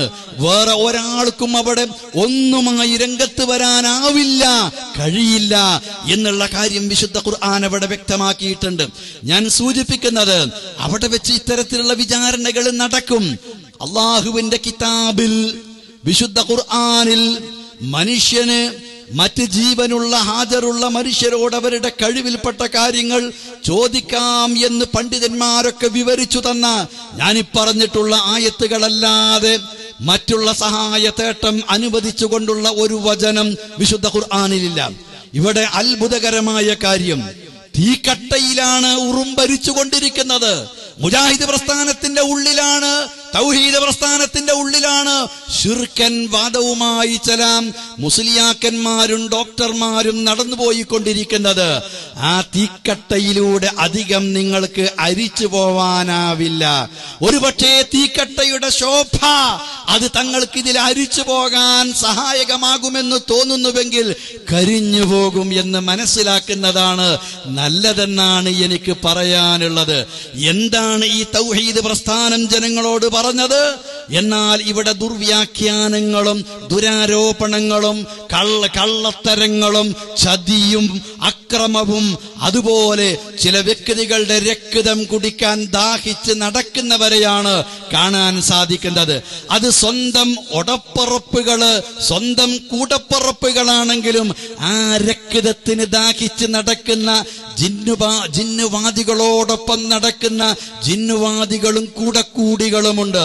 അതുപോലെ തന്നെ സ്വന്തം ഗുരുനാഥന്മാരാണെങ്കിലും അതല്ല ശിഷ്യന്മാരാണെങ്കിലും അതല്ല സുഹൃത്തുക്കളാണെങ്കിലും ബന്ധുക്കളാണെങ്കിലും ആരാണെങ്കിലും ശരി, ഈ ജിന്നുവാദത്തെ എതിർക്കുന്നവർ യക്ഷികളെപ്പോലെ രക്തദാഹികളായിട്ടാണ് നടക്കുന്നത്. എന്നെപ്പോലെ ഈ രംഗത്ത് ഈ ആദർശം പ്രസംഗിച്ച് നടക്കുന്നവർക്ക് ലഭിച്ചുകൊണ്ടിരിക്കുന്ന മെസ്സേജുകളും മെയിലുകളും ടെലിഫോണിലൂടെ നേരിട്ട് ലഭിച്ചുകൊണ്ടിരിക്കുന്ന ഭീഷണികളും അവരുടെ വാചകങ്ങളും അവരുടെ ആ വാചകങ്ങളിൽ സ്ഫുരിച്ചുകൊണ്ടിരിക്കുന്ന രക്തദാഹത്തിന്റെ മോഹം, ആ വാചകങ്ങളിലൂടെ ത്രസിച്ചു നിൽക്കുന്ന യക്ഷികളുടെ തേറ്റകളും നഖങ്ങളുമാണ് വാസ്തവത്തിൽ ഈ മെസ്സേജുകളിലും ഈ മെയിലുകളിലും യഥാർത്ഥത്തിലുള്ളത്. എങ്കിൽ പിന്നെ അവർ പറയുന്നതും അവർ പ്രചരിപ്പിക്കുന്നതും അവർ ആരോപിച്ച് നടക്കുന്നതും നിങ്ങൾക്ക് ആലോചിക്കാവുന്നതല്ലേയുള്ളൂ. ഞങ്ങളിത് എവിടെയും പറയാറില്ല, എവിടെയും പ്രസംഗിക്കാറില്ല. അത് പ്രസംഗിക്കുന്നത് ശരിയുമല്ല. അത്തരം ഭീഷണികളിൽ തീയിൽ കുരുത്തത് വെയിലത്ത് വാടില്ലെന്നാണ് പ്രമാണം. തീയിൽ മുളച്ചത് ഒരു വെയിലത്തങ്ങ് ഉണങ്ങിപ്പോവില്ല. ഈ ഭീഷണികളുടെ നാനാവിധത്തിലുള്ള ഭീഷണികളുടെ മധ്യത്തിലാണ് ഈ പ്രബോധന രംഗത്തേക്ക് കടന്നു വന്നിട്ടുള്ളത്. അന്ന് ചില കൊലവിളികളും അന്ന് ചില രക്തദാഹികളുടെ കൈകൾ നീണ്ടുവന്നതും അതിനിടയിലൂടെ ഇത്രയും കാലം ജീവിച്ചു വന്നതും തൗഹീദിനു വേണ്ടി തൗഹീദുമായി നിലകൊണ്ടതും ഇനി ഏതെങ്കിലും നിങ്ങളെപ്പോലുള്ള രക്തരക്ഷസുകളുടെ കൈകൾ കൊണ്ട് ഈ ലോകത്ത് നിന്ന് വിട പറയുന്നതാണ് സന്തോഷിക്കുന്നത്. ഞങ്ങളുടെ നേതാവായ ഉമർ മൗലവിയുടെ വാചകം അതായിരുന്നു. ഒരിക്കൽ അദ്ദേഹം കോട്ടക്കലിൽ നിന്ന് ഒരു ജീപ്പിൽ ആളെ വിളിച്ചു വരുന്ന ജീപ്പിൽ കയറി മലപ്പുറത്ത് വന്നു. ആ മലപ്പുറത്ത് നിന്ന് തിരൂർക്കാട്ടേക്ക് വരാൻ കുറെ കാത്തു നിന്നു. അവസാനം ഒരു ലോറി കിട്ടിയപ്പോൾ അത് കൈകാട്ടി കയറി അതിൽ തിരൂർക്കാട് ഇറങ്ങാൻ മറന്ന് ഉറങ്ങി. ഇവിടെ അങ്ങാടിപ്പുറത്ത് ഗേറ്റിന്റെ ഇപ്പുറത്ത് അദ്ദേഹം ഇറങ്ങി. അവിടെ നിന്ന് കുറച്ച് നിന്നങ്ങനെ തിരൂർക്കാട്ടേക്ക് നടക്കുമ്പോൾ ഒരു ലോറി വന്ന് നിർത്തി. അദ്ദേഹത്തോട് മൗലവി എവിടേക്കാ? തിരൂർക്കാട്ടേക്കാ. കേറിക്കോളൂ. മൗലവി കേറി. എന്നോട് നേരിട്ട് മൗലവി പറഞ്ഞ സംഭവമാ. കേറിക്കഴിഞ്ഞ ശേഷം ചോദിച്ചു, ഞാൻ ആരാണെന്നറിയുമോ? ഇല്ല. പിന്നെ നിങ്ങൾ എങ്ങനെയാ ഇതിൽ കേറിയത്? നിങ്ങൾ വിളിച്ചത് കൊണ്ട് കേറി. ഞാൻ നിങ്ങളുടെ ഒരു ശത്രുവാണെങ്കിലോ എനിക്ക് വിരോധമില്ല. ഞാൻ നിങ്ങളെ കൊലപ്പെടുത്തിയാലോ? അതാണ് ഞാൻ ആഗ്രഹിക്കുന്നത്. എന്റെ ഒരു ശത്രുവിന്റെ കൈക്ക് ഞാൻ മരിച്ചാൽ എനിക്ക് രക്തസാക്ഷിയുടെ പ്രതിഫലം കിട്ടുമല്ലോ. അതാണ് ഞാൻ ആഗ്രഹിക്കുന്നത്. ആ വാചകത്തിന്റെ മുമ്പിൽ എന്ത് പറയാൻ കഴിയും? വാസ്തവത്തിൽ പാലക്കാട്ടുകാരനായ മൗലവി നിക്കാഹ് ചെയ്തു കൊടുത്ത ഒരു ചെറുപ്പക്കാരനായിരുന്നു അത്. അതുകൊണ്ട് അദ്ദേഹം വിളിച്ചു കയറ്റിയതായിരുന്നു. ആ ഉമർ മൗലവിയുടെ ആദർശമാണ്. ആ ഉമർ മൗലവി പ്രബോധനം ചെയ്തു വന്ന ആ തൗഹീദാണ് പ്രബോധനം ചെയ്യുന്നത്. അതുകൊണ്ട് ഈ തൗഹീദിന്റെ പേരിൽ വലസ്തു ഉബാലി ഹീന ഉഖ്തലു മുസ്ലിമാ അലാ അയ്യി ജംബിൻ കാന ലില്ലാഹി മസ്റഈ, ഞാനൊരു മുസ്ലിമായി സർവസ്വവും അള്ളാഹുവിന് മാത്രം അർപ്പിച്ചവനായി, ജിന്നിനോ മഹാത്മാക്കൾക്കോ അർപ്പിച്ചവനായിട്ടല്ല, അള്ളാഹുവിന് മാത്രം. വഅസ്ലംതു ലില്ലാഹി റബ്ബിൽ ആലമീൻ, ലോകരക്ഷിതാവായ റബ്ബിന് മാത്രം ഞാനിതാ എന്നെ അർപ്പിച്ചിരിക്കുന്നു. ആ അർപ്പണ ബോധമുള്ളവനായി മരിക്കുമ്പോൾ എന്റെ മരണം എവിടെ വെച്ചാണെങ്കിലും ഏത് രീതിയിലാണെങ്കിലും എനിക്കത് പ്രശ്നമേ അല്ല എന്ന് പ്രഖ്യാപിച്ച ആ സഹാബത്താണ് ഉമർ മൗലവിയുടെ മാതൃക. ആ ഉമർ മൗലവിയുടെ വീര്യമാണ് ഈ പ്രസ്ഥാനത്തിലെ ഞങ്ങളെപ്പോലുള്ള യുവപ്രബോധകരായ യുവപണ്ഡിതരായ ഈ രംഗത്ത് പ്രവർത്തിക്കുന്ന പ്രവർത്തകന്മാർക്ക് എന്ന് മനസ്സിലാക്കണം. ഞങ്ങളുടെ നേരെ ആരോപണങ്ങളുമായി ഭീഷണികളുമായി കടന്നു വരുന്നവർ, ഞാൻ ചോദിക്കട്ടെ, വിശുദ്ധ ഖുർആനിൽ നിന്ന് ഒരായത്ത് വെല്ലുവിളിച്ച് നടക്കുന്നവരെ ആർക്ക് വേണ്ടി എന്തിനു വേണ്ടി നിങ്ങൾ വെല്ലുവിളിക്കുന്നു എന്നൊക്കെ ഞങ്ങൾ മനസ്സിലാക്കിയിട്ടുണ്ട്. എന്ന് മുതൽക്കാണ് ഈ വെല്ലുവിളി തുടങ്ങിയതെന്നും ഞങ്ങൾക്കറിയാം. അതൊന്നും ഞങ്ങളെ കൊണ്ട് പറയിപ്പിക്കരുതേ, അതല്ല നമ്മുടെ വിഷയം. ഈ വിഷയത്തിൽ തെളിവുണ്ടെങ്കിൽ അത് പറയലാണ്. അതിനാണ് ഞങ്ങൾ ആവശ്യപ്പെടുന്നത്.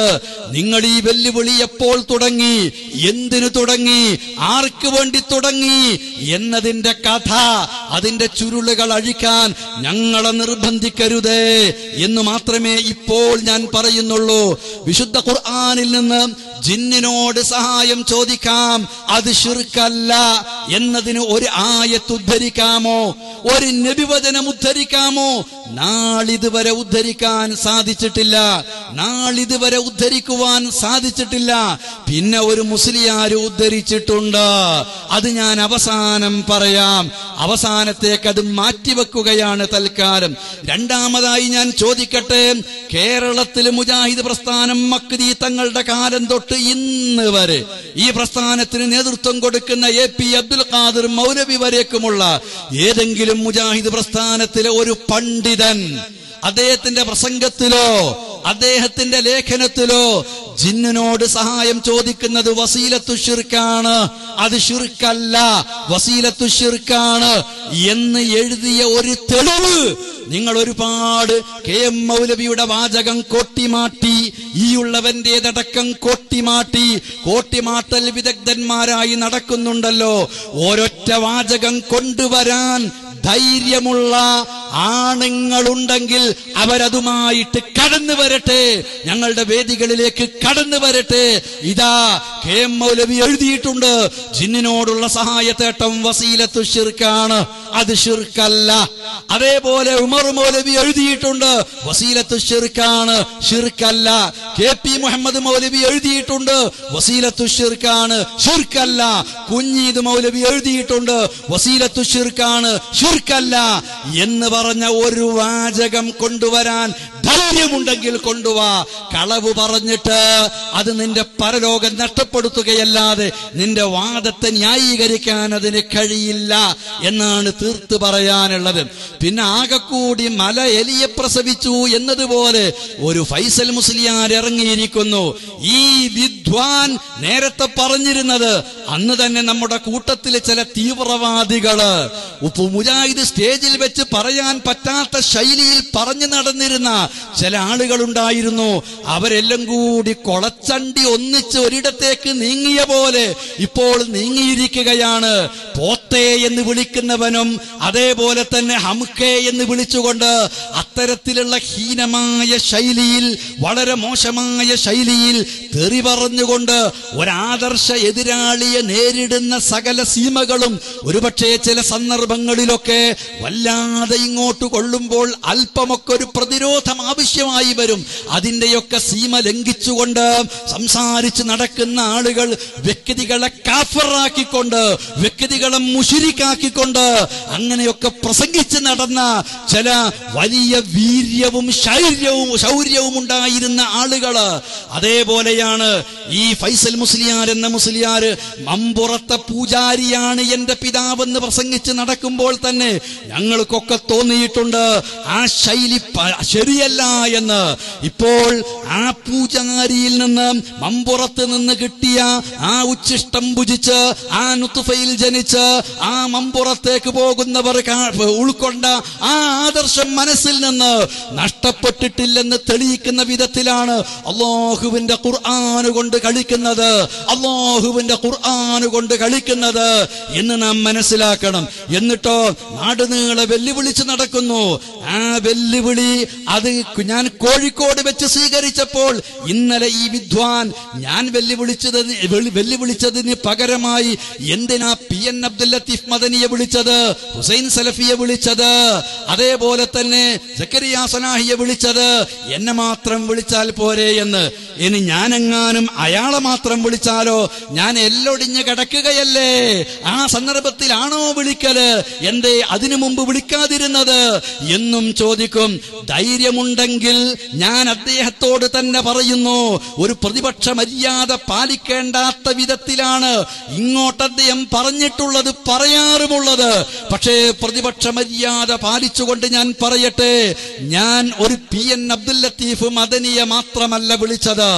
ഇതിന് നേതൃത്വം കൊടുക്കുന്ന പ്രധാനപ്പെട്ട വിവരമുള്ളവരാണെന്ന് ജനങ്ങൾ വിചാരിക്കുന്ന, അതിന്റെ നേതൃത്വത്തിലുള്ളവരാണെന്ന് ജനം വിചാരിക്കുന്ന, അതിന് നേതൃത്വം കൊടുത്തുകൊണ്ട് പല വിധത്തിൽ നേതൃത്വം കൊടുത്ത് സാമ്പത്തികമായ നേതൃത്വവും അതേപോലെ തന്നെ ഒരു വലിയ പരിരക്ഷകൻ എന്ന നേതൃത്വവും നൽകിയ ഒരാളെയും തന്റെ വാഗ്ദോരണി കൊണ്ട് നീട്ടി നീട്ടി പാടിപ്പറഞ്ഞുകൊണ്ട് വാഗ്വിലാസം കൊണ്ട് അമ്മാനമാടിക്കൊണ്ടിരിക്കുന്ന ഇതിന്റെ എല്ലാം ഗുണകാംക്ഷിയാണെന്ന് വരുത്തുന്ന ഒരാളെയും ഈ ചിന്താഗതി ഇവിടെ ഏറ്റവും കൂടുതൽ പ്രസംഗിച്ചും എഴുതിയും പ്രചരിപ്പിച്ചും നടന്നവനെയും അവസാനം ഇത് അവരൊന്നും പറഞ്ഞത് ശരിയല്ല, അവര് പറഞ്ഞതൊന്നും എന്നോട് ചോദിക്കേണ്ട, ഞാനാണ് ഇതിൽ ഏറ്റവും ആധികാരിക ശക്തി, ഞാൻ പറഞ്ഞത് സ്വീകരിച്ചാൽ മതി എന്ന് ഈ ശിർക്കിനെ സിദ്ധാന്തവൽക്കരിച്ച, ഈ ചെകുത്താൻ വാദവുമായി കടന്നു വന്ന ഈ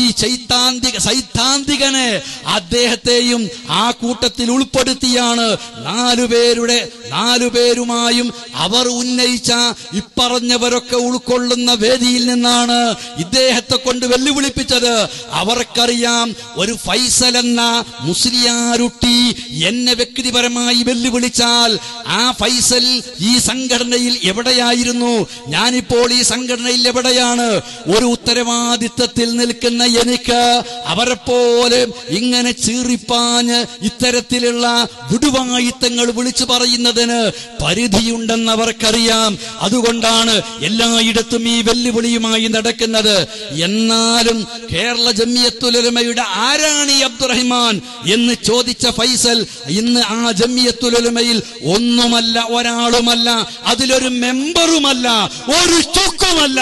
നേരെ മറിച്ച് ഈ സംസാരിക്കുന്ന ആ വെല്ലുവിളി ഏറ്റെടുത്ത അബ്ദുറഹിമാൻ എന്ന ഞാൻ ആ ജമിയത്തുൽ ഉലമയുടെ അസിസ്റ്റന്റ് സെക്രട്ടറിയാണ്. അതുകൊണ്ട് ജമിയത്തുൽ ഉലമയെ പ്രതിനിധീകരിക്കാനും അതിന്റെ പേരിൽ സംസാരിക്കാനും അതിനുവേണ്ടി സംസാരിക്കാനും എനിക്ക് അർഹതയുണ്ട്, എനിക്ക് അവകാശമുണ്ട്. വേണമെങ്കിൽ മനസ്സിലാക്കിക്കോ, ഞാൻ ആരാണ്? വെല്ലുവിളിച്ച താങ്കൾ ആരാണ്? ആ ജമിയത്തുൽ ഉലമയുടെ പേര് പറയാൻ താങ്കൾക്ക് അവകാശമില്ല. എന്റെ അങ്ങ് വെല്ലുവിളി കോഴിക്കോട് കടപ്പുറത്ത് അറബിക്കടലിനെ സാക്ഷിയാക്കിക്കൊണ്ട്, അറബിക്കടൽ പോലെ അലയടിച്ച മുജാഹിദ് സാഗരത്തെ സാക്ഷി നിർത്തിക്കൊണ്ട് താങ്കളുടെ വെല്ലുവിളി ഞാൻ സ്വീകരിച്ചു. ഞാൻ പറഞ്ഞത് ഹുസൈൻ സലഫി വരട്ടെ എന്നല്ല, PN അബ്ദുൽ ലത്തീഫ് മദനി മാത്രം വരട്ടെ എന്നല്ല. ഈ നാലാളുകളുമായും എനിക്കെന്നുമെന്നും വെല്ലുവിളിച്ചുകൊണ്ട് നടക്കുന്ന പണിയില്ല. നിങ്ങളുടെ വെല്ലുവിളി ഓരോ ദിവസം ഓരോരുത്തൻ വന്നിട്ട് അതിന്റെയൊക്കെ പിന്നാലെ പറഞ്ഞു നടക്കുന്ന പണിയുമല്ല. ഞാൻ ഈ സംഘടനയുടെ എളിയ പ്രവർത്തകനാണ്. ഞങ്ങൾക്കിതുപോലുള്ള പരിപാടികളുണ്ട്, ഞങ്ങൾക്കിതുപോലെ ആദർശ പ്രബോധനമുണ്ട്. നിങ്ങൾക്ക് ഈ പ്രസ്ഥാനത്തെ കുതിര കയറുന്ന പണി മാത്രമാണ്. പള്ളി വിൽക്കുന്ന പണിയാണ്, മദ്രസ വിൽക്കുന്ന പണിയാണ്, അതുപോലെ കള്ളത്തരം ചെയ്യുന്ന പണിയാണ്, അതുപോലെ തന്നെ റിക്കാർഡുകൾ തിരുത്തുന്ന പണിയാണ്. അതാണ് നിങ്ങൾ ചെയ്തുകൊണ്ടിരിക്കുന്നത്. ഞങ്ങൾക്കതല്ല. നിങ്ങൾ ആക്രമിക്കുന്ന പള്ളികൾ സംരക്ഷിക്കേണ്ടതുണ്ട്. നിങ്ങൾ വിൽക്കുന്ന പള്ളികളെ പ്രസ്ഥാനത്തിന്റെ പേരിൽ തന്നെ പിടിച്ചു നിർത്തേണ്ടതുണ്ട്. നിങ്ങൾ ഇതുപോലെ തന്നെ കൈമാറ്റം ചെയ്യുന്ന മദ്രസകള് പ്രസ്ഥാനത്തിലേക്ക് തന്നെ പിടിച്ച് സംരക്ഷിക്കേണ്ടതുണ്ട്. ഏതെങ്കിലും സ്ഥാപനങ്ങളുടെ ഭരണഘടനകൾ തിരുത്തിക്കൊണ്ട് നിങ്ങളത് സ്വന്തമാക്കാൻ ശ്രമിക്കുമ്പോൾ, അല്ല ഇതിന്റെ ഒറിജിനൽ ഭരണഘടന ഇതാണെന്ന് മാലോകരോട് പറഞ്ഞതിനെ സംരക്ഷിക്കേണ്ടതുണ്ട്. നിങ്ങൾ പള്ളിക്കുള്ളിൽ ഗുണ്ടകളെ കൊണ്ടുവന്നുകൊണ്ട് പള്ളി പിടിച്ചടക്കാൻ ശ്രമിക്കുമ്പോൾ നിയമപാലകന്മാരെയും നിയമപീഠങ്ങളെയും ഭരണകൂടത്തെയും പൊതുസമൂഹത്തെയും ആ കാര്യം ധരിപ്പിക്കേണ്ട ബാധ്യത ഞങ്ങൾക്കുണ്ട്. തെറി പറഞ്ഞ് നടക്കുന്ന, ദുരാരോപണം പറഞ്ഞ് നടക്കുന്ന, അതിന്റെ പിന്നാലെ പോവുകയല്ല ഞങ്ങൾ ചെയ്യുന്നത്. ഞങ്ങൾക്കിവിടെ ആദർശം പ്രബോധനം ചെയ്യണം, ഈ സ്ഥാപനങ്ങൾ സംരക്ഷിക്കണം, ഈ പള്ളികളും മറ്റുള്ള സ്ഥാപനങ്ങളും ഇത് നിലനിർത്തണം, അത് പരിപാലിക്കണം. അതാണ് ഞങ്ങളുടെ ഉത്തരവാദിത്തം, അതാണ് ഞങ്ങൾ നിർവഹിച്ചു കൊണ്ടിരിക്കുന്നത്. നിങ്ങൾക്കുള്ളത് പൊളിക്കുന്ന പണിയാണ്, ഉള്ളത് നശിപ്പിക്കുന്ന പണിയാണ്, അത് പൂട്ടിപ്പിക്കുന്ന പണിയാണ്, അക്രമത്തിന്റെ വഴിയാണ്, അനീതിയുടെ വഴിയാണ്, നിങ്ങൾ ചതിയിലാണ്. ഇതിലൊക്കെയാണ് നിങ്ങൾ ഏർപ്പെട്ടുകൊണ്ടിരിക്കുന്നത്. നിങ്ങൾക്കും തടയിടേണ്ട ബാധ്യത ഞങ്ങളുടേതാണ്. ഇതൊക്കെ സംരക്ഷിക്കേണ്ടതും ഞങ്ങളുടെ ബാധ്യതയാണ്. സർവോപരി ആദർശവുമായി ജനങ്ങൾക്കിടയിൽ പ്രബോധന പ്രവർത്തനങ്ങളുമായി നടക്കേണ്ടതും ഞങ്ങളാണ്. അതുകൊണ്ട് തന്നെ എന്റെ ആ വെല്ലുവിളി ഇവിടെ നിലനിൽക്കുന്നുണ്ട്. അത് പേരിനൊന്ന് പറഞ്ഞുപോയി, പേരിനല്ല. ഇനി ഫൈസൽ മുസ്ലിയാർ ഊർജ്ജസ്വലനായി സംവാദം നടത്താൻ തയ്യാറുണ്ടെങ്കിൽ 5-ാം തീയതി വ്യവസ്ഥ നിശ്ചയിക്കാം. തീയതി കഴിഞ്ഞിട്ടില്ല. കടപ്പുറത്ത് വിളിച്ച വിളി ഇപ്പോഴും അന്തരീക്ഷത്തിൽ ഉയർന്നു നിൽക്കുന്നു. ആ വിളിയാണ് സ്വീകരിക്കേണ്ടത്. 4 പേര് ഒന്നിച്ചോ, 4-ൽ ആരെങ്കിലും ഒരാളോ എന്ന് പറഞ്ഞ 4-ൽ 4-മനും 4-ൽ ആരെങ്കിലും ഒരാൾ എന്ന് പറഞ്ഞതിൽ പെടും. ധൈര്യമുണ്ടെങ്കിൽ ഒളിഞ്ഞിരുന്ന് ബൈലക്സിനുള്ളിൽ ആ 150 ആളോടല്ല ചത്തപോത്ത് മുക്കറയിട്ടു എന്ന് ഇന്ന് കാലത്ത് ചിലർ എന്നോട് വിളിച്ചു പറഞ്ഞ വിധത്തിൽ ചത്തപോത്ത് വാദവുമായി നടക്കുന്നവൻ ആ ബൈലക്സിനുള്ളിലല്ല മുക്കറയിടേണ്ടത്. നേരെ മറിച്ച് ഞാൻ പറഞ്ഞു 5-ാം തീയതി വ്യവസ്ഥ നിശ്ചയിക്കാം.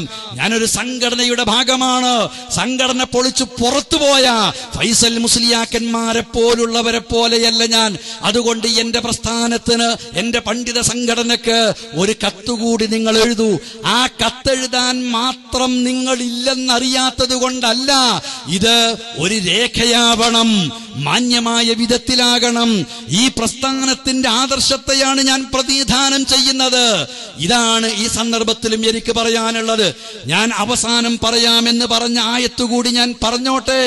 അല്ലാഹു സുബ്ഹാനഹു വ തആല മഹ്ശറിൽ ആ പിശാചുക്കളായ ആളുകളെ ജിന്നുവർഗത്തിൽപ്പെട്ടവരെയാണ് വിചാരണക്ക് ഹാജരാക്കിയിട്ട് അവരോട് ചോദിക്കുന്നത്, യാ മഅ്ശറൽ ജിന്ന് ഖദ് ഇസ്തക്സർതും മിനൽ ഇൻസ്, അല്ലയോ ജിന്നുകളെ, അല്ലയോ ജിന്നുകളെ, നിങ്ങൾ ഒരുപാട് മനുഷ്യന്മാരെ വഴികേടിലാക്കിയല്ലോ, ധാരാളം മനുഷ്യരെ വഴികേടിലാക്കിയല്ലോ എന്ന് റബ്ബ് പറയുമ്പോൾ ജിന്നുകളല്ല മറുപടി പറയുന്നത്, ഒറിജിനൽ ജിന്നുകളല്ല മറുപടി പറയുന്നത്.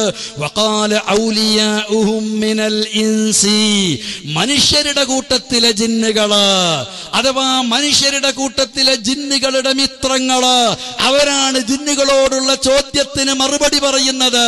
വഖാല ഔലിയാഉഹും മിനൽ ഇൻസി റബ്ബനാ ഇസ്തംതഅ ബഅദുനാ ബിബഅദിൻ വബലഗ്നാ അജലനാ അല്ലദീ അജ്ജൽത ലനാ ഖാല അന്നാറു മസ്വാകും, ഖാല അന്നാറു മസ്വാകും. ആ മനുഷ്യരിൽപ്പെട്ട മനുഷ്യ ജിന്നുകളുണ്ടല്ലോ, ആ മനുഷ്യ ജിന്നുകളാണ് ഒറിജിനൽ ജിന്നുകളോടുള്ള റബ്ബിന്റെ ചോദ്യത്തിന് മറുപടി പറയുന്നത്. എന്താ മറുപടി? ഞങ്ങളുടെ രക്ഷിതാവേ, ഞങ്ങൾ പരസ്പരം ഉപകാരങ്ങൾ കൈമാറിയിരുന്നു, ഉപകാരങ്ങൾ കൈമാറിയിരുന്നു. വബലഗ്നാ അജലനാ അല്ലദീ അജ്ജൽത ലനാ, അങ്ങനെ നീ ഞങ്ങൾക്ക് നിശ്ചയിച്ചു തന്ന അവധി എത്തിക്കഴിഞ്ഞു, അഥവാ ഞങ്ങൾ മരണപ്പെട്ടു പോയി എന്ന് പറഞ്ഞപ്പോൾ റബ്ബിന്റെ മറുപടി, ഓ നീ ചെയ്തത് വസീലത്തു ശിർക, ഓ അഹ്മദ് ബിൻ ഹംബൽ ചെയ്തതാ വസീലത്തു ശിർക്ക്, ഓ ഇമാം ഷൗക്കാനി ചെയ്തതും വസീലത്തു ശിർക, ഓ നബവി ചെയ്തതും വസീലത്തു ശിർക, ഓ നബവിയുടെ ശൈഖന്മാർ ചെയ്തതും വസീലത്തു ശിർക. ആ വസീലത്തു ശിർക്ക് അത്ര ഗൗരവമൊന്നുമില്ല എന്ന് പറയുകയല്ല ചെയ്തത്. ഖാല അന്നാറു മസ്വാകും, നരകമാണ് നിങ്ങളുടെ മടക്കം, നരകമാണ് നിങ്ങളുടെ മടക്കസ്ഥാനം എന്നാണ് റബ്ബിന്റെ മറുപടി.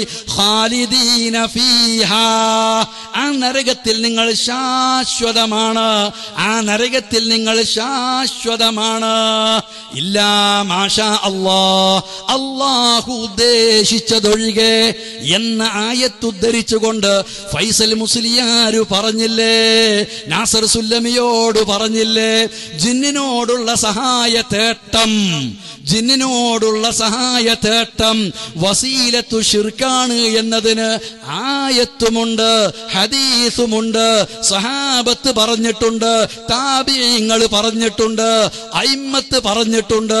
ഇഷ്ടം പോലെ തെളിവ് തരാം, ഇഷ്ടം പോലെ തരാമെന്ന് പറഞ്ഞ് പറഞ്ഞ് പറഞ്ഞ് ശിർക്കിനെ ന്യായീകരിക്കുന്ന ആ മുസ്ലിയാരുടെ വായ കൊണ്ട്, തൗഹീദിനെ ശിർക്കാക്കുന്ന ആ മുസ്ലിയാരുടെ വായ കൊണ്ട് മുമ്പ് വേറെ ചില മുസ്ലിയാക്കന്മാര് പറഞ്ഞതുപോലെ അതാ റബ്ബ് സുബ്ഹാനഹു വ തആല പറയിപ്പിക്കുന്നു. ഈ ആയത്ത് ജിന്നിനോടുള്ള സഹായത്തേട്ടം ശിർക്കല്ല, വസീലത്തു ശിർക്കാണെന്നതിന് തെളിവാ. എവിടെയാ മുസ്ലിയാരെ ജിന്നിനോടുള്ള സഹായത്തേട്ടം വസീലത്തു ശിർക്കാണെന്ന് ഈ ആയത്തിലുള്ളത്? ഈ ആയത്തിന് അങ്ങനെ ഒരർത്ഥമില്ല. അല്ലയോ മുസ്ലിയാരെ, ഇബ്നു അബ്ബാസിന്റെ പേരിൽ കള്ളം പറഞ്ഞ മുസ്ലിയാരെ, അല്ലാഹുവേ നീ സാക്ഷിയാ, നിന്റെ തൗഹീദിനെ ശിർക്കാക്കാൻ ഈ ആയത്തോതിയ മുസ്ലിയാര് നിന്റെ പേരിൽ കളവ് പറഞ്ഞവനാണ്. ആ മുസ്ലിയാര് ഇബ്നു അബ്ബാസിന്റെ പേരിലും കളവ് പറഞ്ഞിരിക്കുന്നു.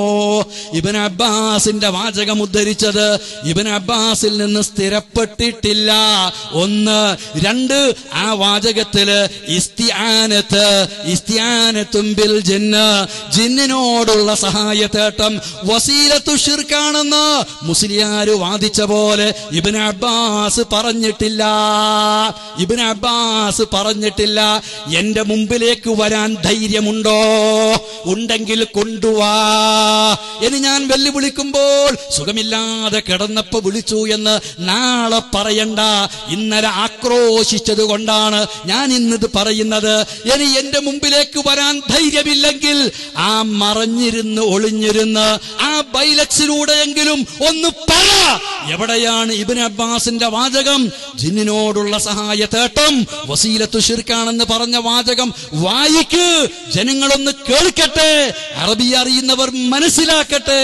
സഹാബത്തിന്റെ പേരിലും കളവോ, സഹാബത്തിന്റെ പേരിലും കളവോ, ഇബ്നു അബ്ബാസിന്റെ പേരിൽ കളവോ. അവിടെയും നിന്നില്ല. അരിയും തിന്ന് ആശാരിച്ചിയെയും കടിച്ച് പിന്നെയും ശ്വാനൻ മുന്നോട്ടെന്ന് പറഞ്ഞതുപോലെ മുന്നോട്ടാണ് പോകുന്നത്. അതാ പോകുന്നു ഖുർത്തുബിയുടെ പിന്നാലെ. എന്നിട്ട് പറയുന്നു, ഖുർത്തുബിയും പറഞ്ഞു. എടോ, ഖുർത്തുബി പറഞ്ഞത് നിനക്കറിയുമോ? വായിച്ചു മനസ്സിലാക്കാൻ കഴിയുമോ? കഴിയുമെങ്കിലൊന്ന് വായിച്ചർത്ഥം പറ. അതൊന്ന് തൊട്ട് കാണിക്കാൻ ധൈര്യമുണ്ടെങ്കിൽ കാണിക്ക്.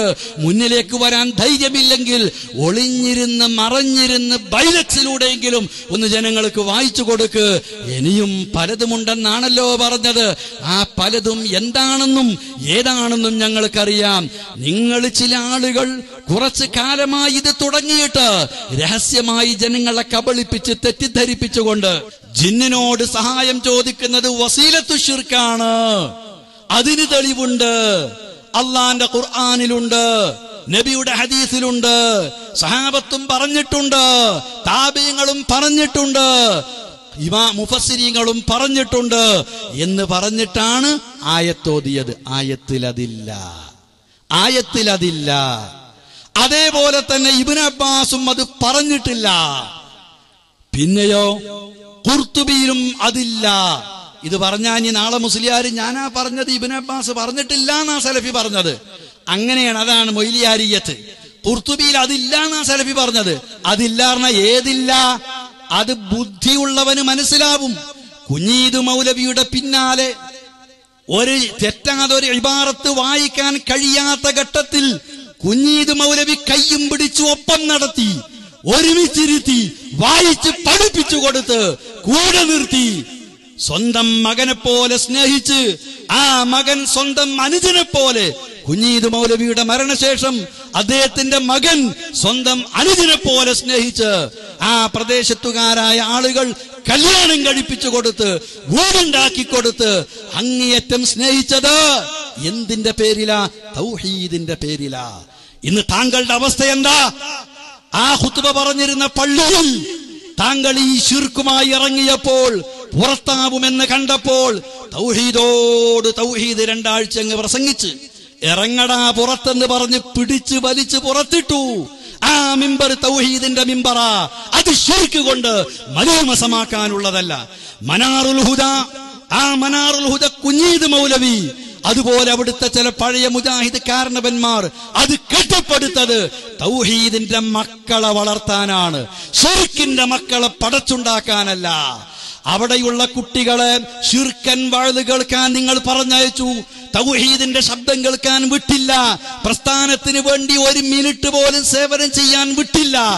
ആ മനാറിൽ നിന്ന് പടി പുറത്ത്, പിണ്ടം വെച്ച് പടി പുറത്ത്. അതാണ് തൗഹീദിനെ തൊട്ട് കളിച്ചാലുള്ള അവസ്ഥ. എന്നിട്ട് ഈ അരിശം മുഴുവനും അരിയിൽ നിന്ന് ആശാരിനെയും കടിച്ച് എന്റെ നേരെയാണോ ഇതുമായി നടക്കുന്നത് എന്നാണ് എനിക്ക് ചോദിക്കാനുള്ളത്.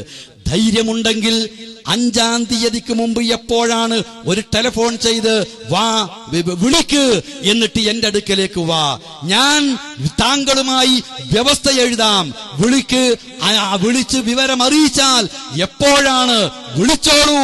5-ാം തീയതി ഞാൻ നേരത്തെ പ്രഖ്യാപിച്ച പോലെ വ്യവസ്ഥ എഴുതാം. ഞാൻ പറഞ്ഞ വ്യവസ്ഥ ഓർമ്മയുണ്ടാകുമല്ലോ. അത് എന്നെയല്ല വിളിച്ചത്, അത് ഹുസൈൻ സലഫിയാ വിളിച്ചത്, അത് മറ്റേ ആളെയാണ് വിളിച്ചത്. താങ്കളെ തന്നെയാണ് ഞാൻ വിളിച്ചത്. താങ്കളെ വിളിക്കാൻ മാത്രമില്ലെന്നറിയാഞ്ഞിട്ടല്ല. ഞങ്ങളുടെ ഒരു സാധാരണ പ്രവർത്തകനായ വാടാനപ്പള്ളിക്കാരനായ സാലിഷ് എന്ന ഒരു ചെറു പ്രവർത്തകന്റെ മുമ്പിൽ ചോളി പതറി എല്ലാം പഞ്ചപുച്ഛമടക്കി പരാജയപ്പെട്ടു പോയ താങ്കൾ എന്നിട്ടാണോ അഹങ്കാരവുമായി നടക്കുന്നത്? ഞാൻ ഏറ്റെടുത്തു. ഞാൻ പറഞ്ഞു എന്റെ കുട്ടികൾ മതിയാകും, എന്റെ ശിഷ്യന്മാരുടെ ശിഷ്യന്മാര് മതിയാകും, വേണമെങ്കിൽ എന്റെ ഗുരുനാഥന്മാരും ഉണ്ടായി എന്ന് വരും. വെല്ലുവിളി ഞാൻ സ്വീകരിച്ചു. ഈ ശിർക്കിനെ നേരിടാൻ അള്ളാഹുവിന്റെ കിതാബും മുഹമ്മദ് നബിയുടെ സുന്നത്തുമുള്ളയിടത്തോളം കാലം എത്ര വലിയ 10 മുതൽക്കുള്ളവരൊക്കെ വന്നതാ. ഇപ്പൊ കാന്തപുരം കൊട്ടപ്പുറത്ത് ആഘോഷിക്കുന്നു. കൊട്ടപ്പുറം സംവാദത്തിന്റെ 30-ാം വാർഷികത്തെ ഇങ്ങനെ ആഘോഷിച്ച് നടക്കുന്ന അത്തരം ആളുകൾ അവരൊക്കെ പണ്ട് മുക്കറയിട്ടപ്പോ അവരെയൊക്കെ പിടിച്ചു കെട്ടിയത് ഈ പ്രസ്ഥാനത്തിലെ പണ്ഡിതന്മാരും പ്രബോധകന്മാരുമാണ്. എന്നിട്ടാണോ ഇപ്പൊ ഇതിന്റെ ഇടയിൽ നിന്ന് ഈ തീക്കനലിന്റെ മുകളിൽ കൂടി ഒരു ഉറുമ്പരിക്കാൻ ശ്രമിക്കുന്നത്? ആ ഉറുമ്പിന് ആ കനലിന്റെ മുകളിൽ കൂടി വല്ലാതെ അരിക്കാൻ പറ്റില്ല. ഞാൻ നേരത്തെ പറഞ്ഞത് ഓർക്കുക. സഹോദരങ്ങളെ, ഞാൻ അവസാനിപ്പിക്കുകയാണ്. അനസ് മൗലവി ഇവിടെ തയ്യാറായി നിൽക്കുന്നുണ്ട്. എനിക്ക് 2 വാചകേ എന്നെപ്പറ്റി പറഞ്ഞതിന് പറയാനുള്ളൂ. അള്ളാഹുവാണ് സത്യം. എന്റെ പേരിൽ ഈ കള്ള ആരോപണം പറയുന്നവനെ കയ്യോടെ പിടിച്ച് അവൻ എവിടെ നിന്ന് കിട്ടി, അതിന് തെളിവെന്ത് എന്ന് പറഞ്ഞ് എന്റെ അടുക്കലേക്ക് കൊണ്ടുവരി. എന്റെ അടുക്കലേക്ക് വരണ്ട, ഞാൻ ഇവിടേക്ക് പെരിന്തൽമണ്ണയിലേക്ക് വരാം. എന്റെ ബഹുമാന്യനായ ഹംസ സുല്ലമിയോടും അതുപോലെ തന്നെ മുഹമ്മദ് അലി മൗലവിയോടും അതേപോലെ തന്നെ അബൂബക്കർ സാഹിബിനോടും ഒക്കെ ഇവരുമായി ബന്ധപ്പെട്ടാൽ മതി. ആ ആരോപണമുള്ളവർ എന്റെ പേരിൽ പറഞ്ഞു നടക്കുന്നത് ഞാൻ സംഘടന പിടിച്ചടക്കുന്നു എന്നാണ്. ഒന്ന്, ഞാൻ ഈ സംഘടന പിടിച്ചടക്കിയിട്ടില്ല. ഈ സംഘടനയുടെ ഒരു പ്രവർത്തകനാണ് ഞാൻ എന്റെ പണവും എന്റെ ആരോഗ്യവും എന്റെ സമയവും എന്റെ അറിവും എന്റെ കർമ്മശേഷിയും എനിക്ക് കഴിയുന്ന വിധത്തിൽ ഈ പ്രസ്ഥാനത്തിനു വേണ്ടി ഞാൻ വിനിയോഗിച്ചു കൊണ്ടിരിക്കുന്നു. ഞാൻ ഈ പ്രസ്ഥാനം കൊണ്ട് എന്തെങ്കിലും അതിൽ നിന്ന് വല്ലതും കിട്ടി നേടണം എന്ന് വിചാരിക്കുന്നവനല്ല. എനിക്ക് റബ്ബിന്റെ തൗഫീഖ് കൊണ്ട് ഇന്ന് 50,000-ന്റെ മീതെയാണ് പ്രതിമാസം ഞാൻ സർക്കാരിൽ നിന്ന് ശമ്പളം വാങ്ങുന്നത്. അതുകൊണ്ട് എനിക്ക് മാന്യമായി ജീവിക്കാനും എന്റെ ആവശ്യങ്ങൾ നിർവഹിക്കാനും അള്ളാഹു എന്നെ അനുഗ്രഹിച്ചിട്ടുണ്ട്. അത് സംഘടനയുടെ എന്തെങ്കിലും ഒന്ന് ഇങ്ങനെ ഒരു പിരിവ് നടത്തിയിട്ട് ഞാൻ എടുത്തു എന്നൊപ്പം ഇവിടെ നിസ്കരിക്കാൻ പോകുമ്പോൾ പറഞ്ഞു, കോടിക്കണക്കിന് ഉറുപ്പിക സമ്മേളനത്തിന് വേണ്ടി പിരിച്ചു, എന്നിട്ട് അതിൻ്റെ ഒരു കണക്കും കൊടുത്തിട്ടില്ല എന്നാ. ഞാൻ ഈ സമ്മേളനത്തിന് വേണ്ടിയിട്ട് ഒരു നയാ പൈസ ഞാൻ പിരിച്ചിട്ടില്ല. നിങ്ങൾക്ക് അതല്ല കേൾക്കേണ്ടത്. ഞാൻ ഒരു സ്ഥാപനം വളർത്തുന്നതിന് വേണ്ടി ഈ സമുദായത്തിലെ അഭ്യുദയകാംക്ഷികളെ ഞാൻ സമീപിച്ച് സ്ഥാപനം വളർത്തിയിട്ടുണ്ട്. ആ സ്ഥാപനത്തിൽ നിന്ന് ശമ്പളം വാങ്ങിയും ആ സ്ഥാപനത്തിൽ പഠിച്ചും ആ സ്ഥാപനത്തിലേക്ക് അനുജന്മാരെയോ മക്കളെയോ മറ്റ് ബന്ധുക്കളെയോ സുഹൃത്തുക്കളെയോ ശുപാർശക്കത്ത് എഴുതി പറഞ്ഞയച്ച് അതിന്റെ ഗുണഭോക്താക്കളായ ഈ ആളുകളാണ്. ഞാൻ എന്റെ സ്വന്തക്കാരനായ ആരെയും അവിടെ അഡ്മിഷൻ പോലും കൊടുത്തിട്ടില്ല. എനിക്കത് ധൈര്യമായി പറയാൻ കഴിയും. എന്റെ സ്വന്തം ജ്യേഷ്ഠന്റെ മക്കൾക്ക് വേണ്ടി അപേക്ഷ കൊടുത്തപ്പോഴും ഞാൻ മാനേജ്മെന്റ് കോട്ടയിൽ നിനക്ക് വേണ്ടി ശുപാർശ പറയില്ല എന്ന് പറഞ്ഞവനാണ് ഞാൻ. മാനേജ്മെന്റ് കോട്ടയിലല്ലാതെ കമ്മ്യൂണിറ്റി മെറിറ്റിൽ സീറ്റ് കിട്ടി. അങ്ങനെ 2 കുട്ടികൾ അവിടെ പഠിച്ചു പോയിട്ടുണ്ട്. ഞാനുമായി ബന്ധപ്പെട്ടത് അങ്ങനെ മാത്രമേ ഉണ്ടാവുകയുള്ളൂ. നേരെ മറിച്ച് എന്റെ പേരിൽ വിമർശിച്ച് നടക്കുന്നവർ അവരുടെ അനുജന്മാരെയോ അവരുടെ മക്കളെയോ അതല്ലെങ്കിൽ അവരുടെ സുഹൃത്തുക്കളെയോ അവർക്ക് വേണ്ടപ്പെട്ടവരെയോ അവിടേക്ക് കത്തുകൊടുത്തോ ഫോൺ ചെയ്തോ പറഞ്ഞ് ആ സ്ഥാപനത്തിന്റെ ഗുണഭോക്താക്കളായ ആളുകളാണ് അവർ. ഞാൻ ആ സ്ഥാപനത്തിലേക്ക് കടന്നു വന്നതിന് ശേഷം ആ സ്ഥാപനത്തിന്റെ വലുപ്പം എത്ര ഉണ്ടായി എന്നുള്ളത് ഞാൻ വരുന്നതിന് മുമ്പുള്ള ജാമിയ നദവിയയും ഞാൻ അവിടെ ചാർജ് എടുത്തതിന് ശേഷമുള്ള ജാമിയ നദവിയയും ഒന്ന് തുലനം ചെയ്തു നോക്കിയാൽ മതി. അന്ന് 6 3 9 ഏക്കർ വിസ്തീർണമുണ്ടായിരുന്നത് ഇന്ന് 32 ഏക്കർ വിസ്തീർണമായി കിടക്കുന്ന വിശാലമായ ക്യാമ്പസാണ്. അന്ന് 2 3 കെട്ടിടങ്ങൾ ഉണ്ടായിരുന്നത് ഇന്ന് ധാരാളം കെട്ടിടങ്ങളുള്ള ഒരു ക്യാമ്പസാണ്. അന്ന് 5 6 സ്ഥാപനങ്ങളുള്ളത് ഇന്ന് 10 17 സ്ഥാപനങ്ങളുള്ള ഒരു വിദ്യാഭ്യാസ സ്ഥാപന സമുച്ചയമായി മാറിയിരിക്കുകയാണ്. ആ സ്ഥാപനത്തിന്റെ ഇന്നത്തെ ആസ്തി പരിശോധിച്ചാൽ ഒരു 30-40 കോടി രൂപയുടെ അതിന്റെ കെട്ടിടങ്ങളും ഭൂമിയും അതിന്റെ സ്വത്തുക്കളും മൊത്തം വില കൂട്ടിയാൽ അതിനു മാത്രം ഉണ്ടായത് വെറുതെ ഉണ്ടായതല്ല. ഞാൻ ഉണ്ടാക്കി എന്ന് പറയുന്നില്ല, ഞാനും കൂടി പ്രവർത്തിച്ചപ്പോൾ ഉണ്ടായതാണ്.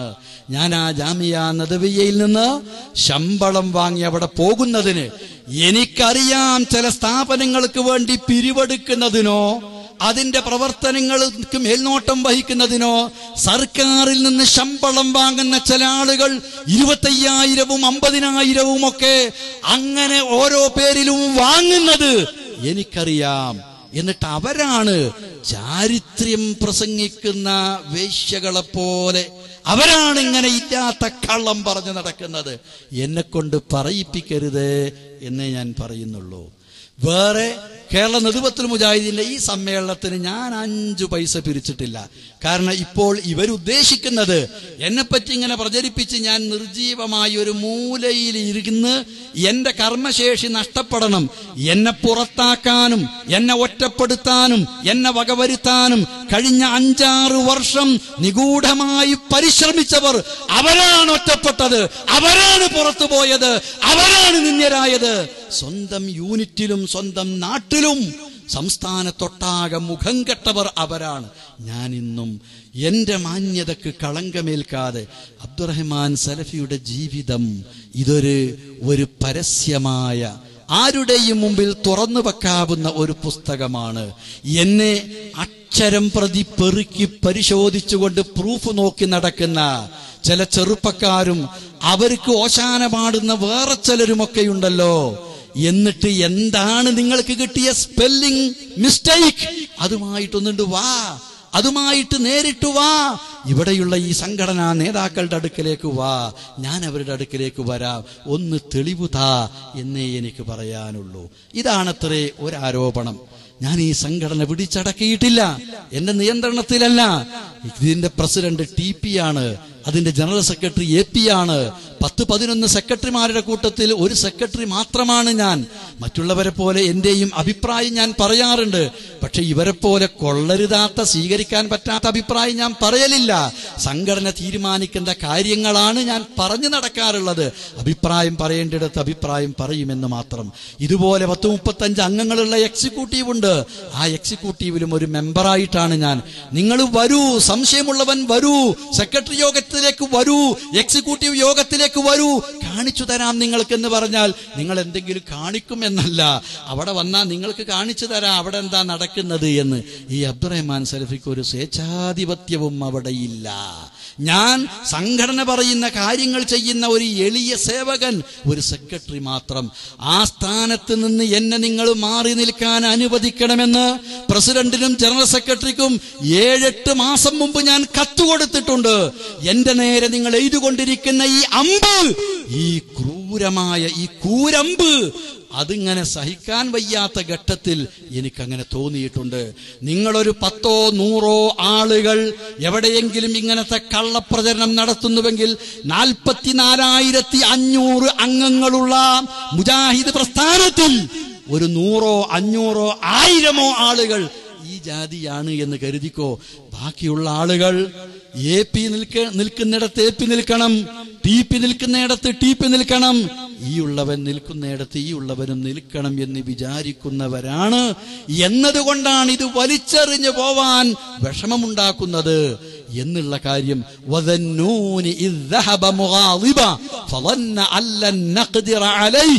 യൂനുസ് നബിയെ പറ്റി അല്ല പറഞ്ഞത് ഓതുന്ന ആളുകളാണല്ലോ നമ്മള്. അതുകൊണ്ടാ ഇനി നിങ്ങൾക്കൊക്കെ തെരഞ്ഞെടുക്കാതെ തള്ളിക്കളഞ്ഞുകൂടായിരുന്നോ? നിങ്ങള് യഥാർത്ഥത്തിൽ പല പാനലിന് പല ആളുകളെ ഇറക്കി പലതും ചെയ്തു നോക്കിയില്ലേ? എന്നിട്ടെന്തേ നിങ്ങൾക്കങ്ങ് വിജയിച്ചുകൂടായിരുന്നോ?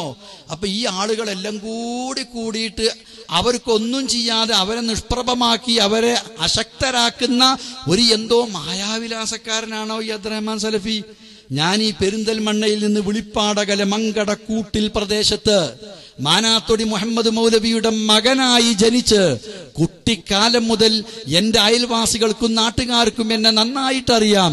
975 അരീക്കോട് സുല്ലമുസലാം അറബിക് കോളേജിൽ ചെന്ന് അവിടെ പഠിച്ച് അവിടെ ജോലി ചെയ്ത് അവിടെ താമസിച്ച് ആ പ്രദേശത്തുള്ളവർക്കും അറിയാം.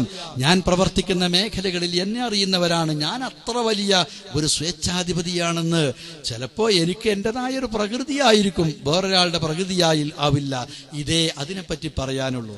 പിന്നെ സക്കരിയ സ്വലാഹിയോട് വിദ്വേഷം, അസൂയ, അതുകൊണ്ടാണ് ഈ പ്രശ്നങ്ങളൊക്കെ എന്നാണ്.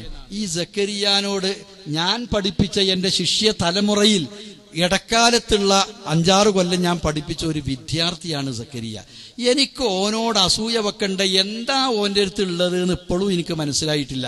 ഈ പറയണോൽക്ക് അങ്ങനെ എന്തെങ്കിലും ഉണ്ടെങ്കിൽ ഒന്ന് എനിക്ക് പറഞ്ഞു തരി, എന്നാ അതിന്റെ പേരിലാണ് ഞാൻ അസൂയ വെച്ചിട്ടുണ്ടാകുക എന്ന് എനിക്കൊന്ന് ഊഹിക്കാലോ. അങ്ങനെ ഒന്നുമില്ല.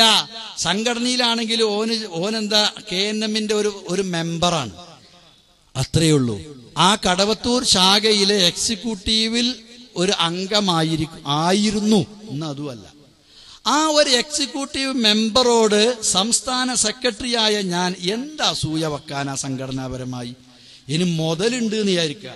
അങ്ങനെ ഒരു മുതലിന് പേറി അതിന്റെ പേരിൽ ഞാനിവിടെ ഓനെ സംഘടനയിൽ എതിർത്തുകൊണ്ട് ഓന്റെ മുതൽ എനിക്ക് കിട്ടാൻ പോണില്ലല്ലോ. പിന്നെ ഓന്റെ ഇൽമ എന്താന്നുള്ളത് എനിക്കറിയാം.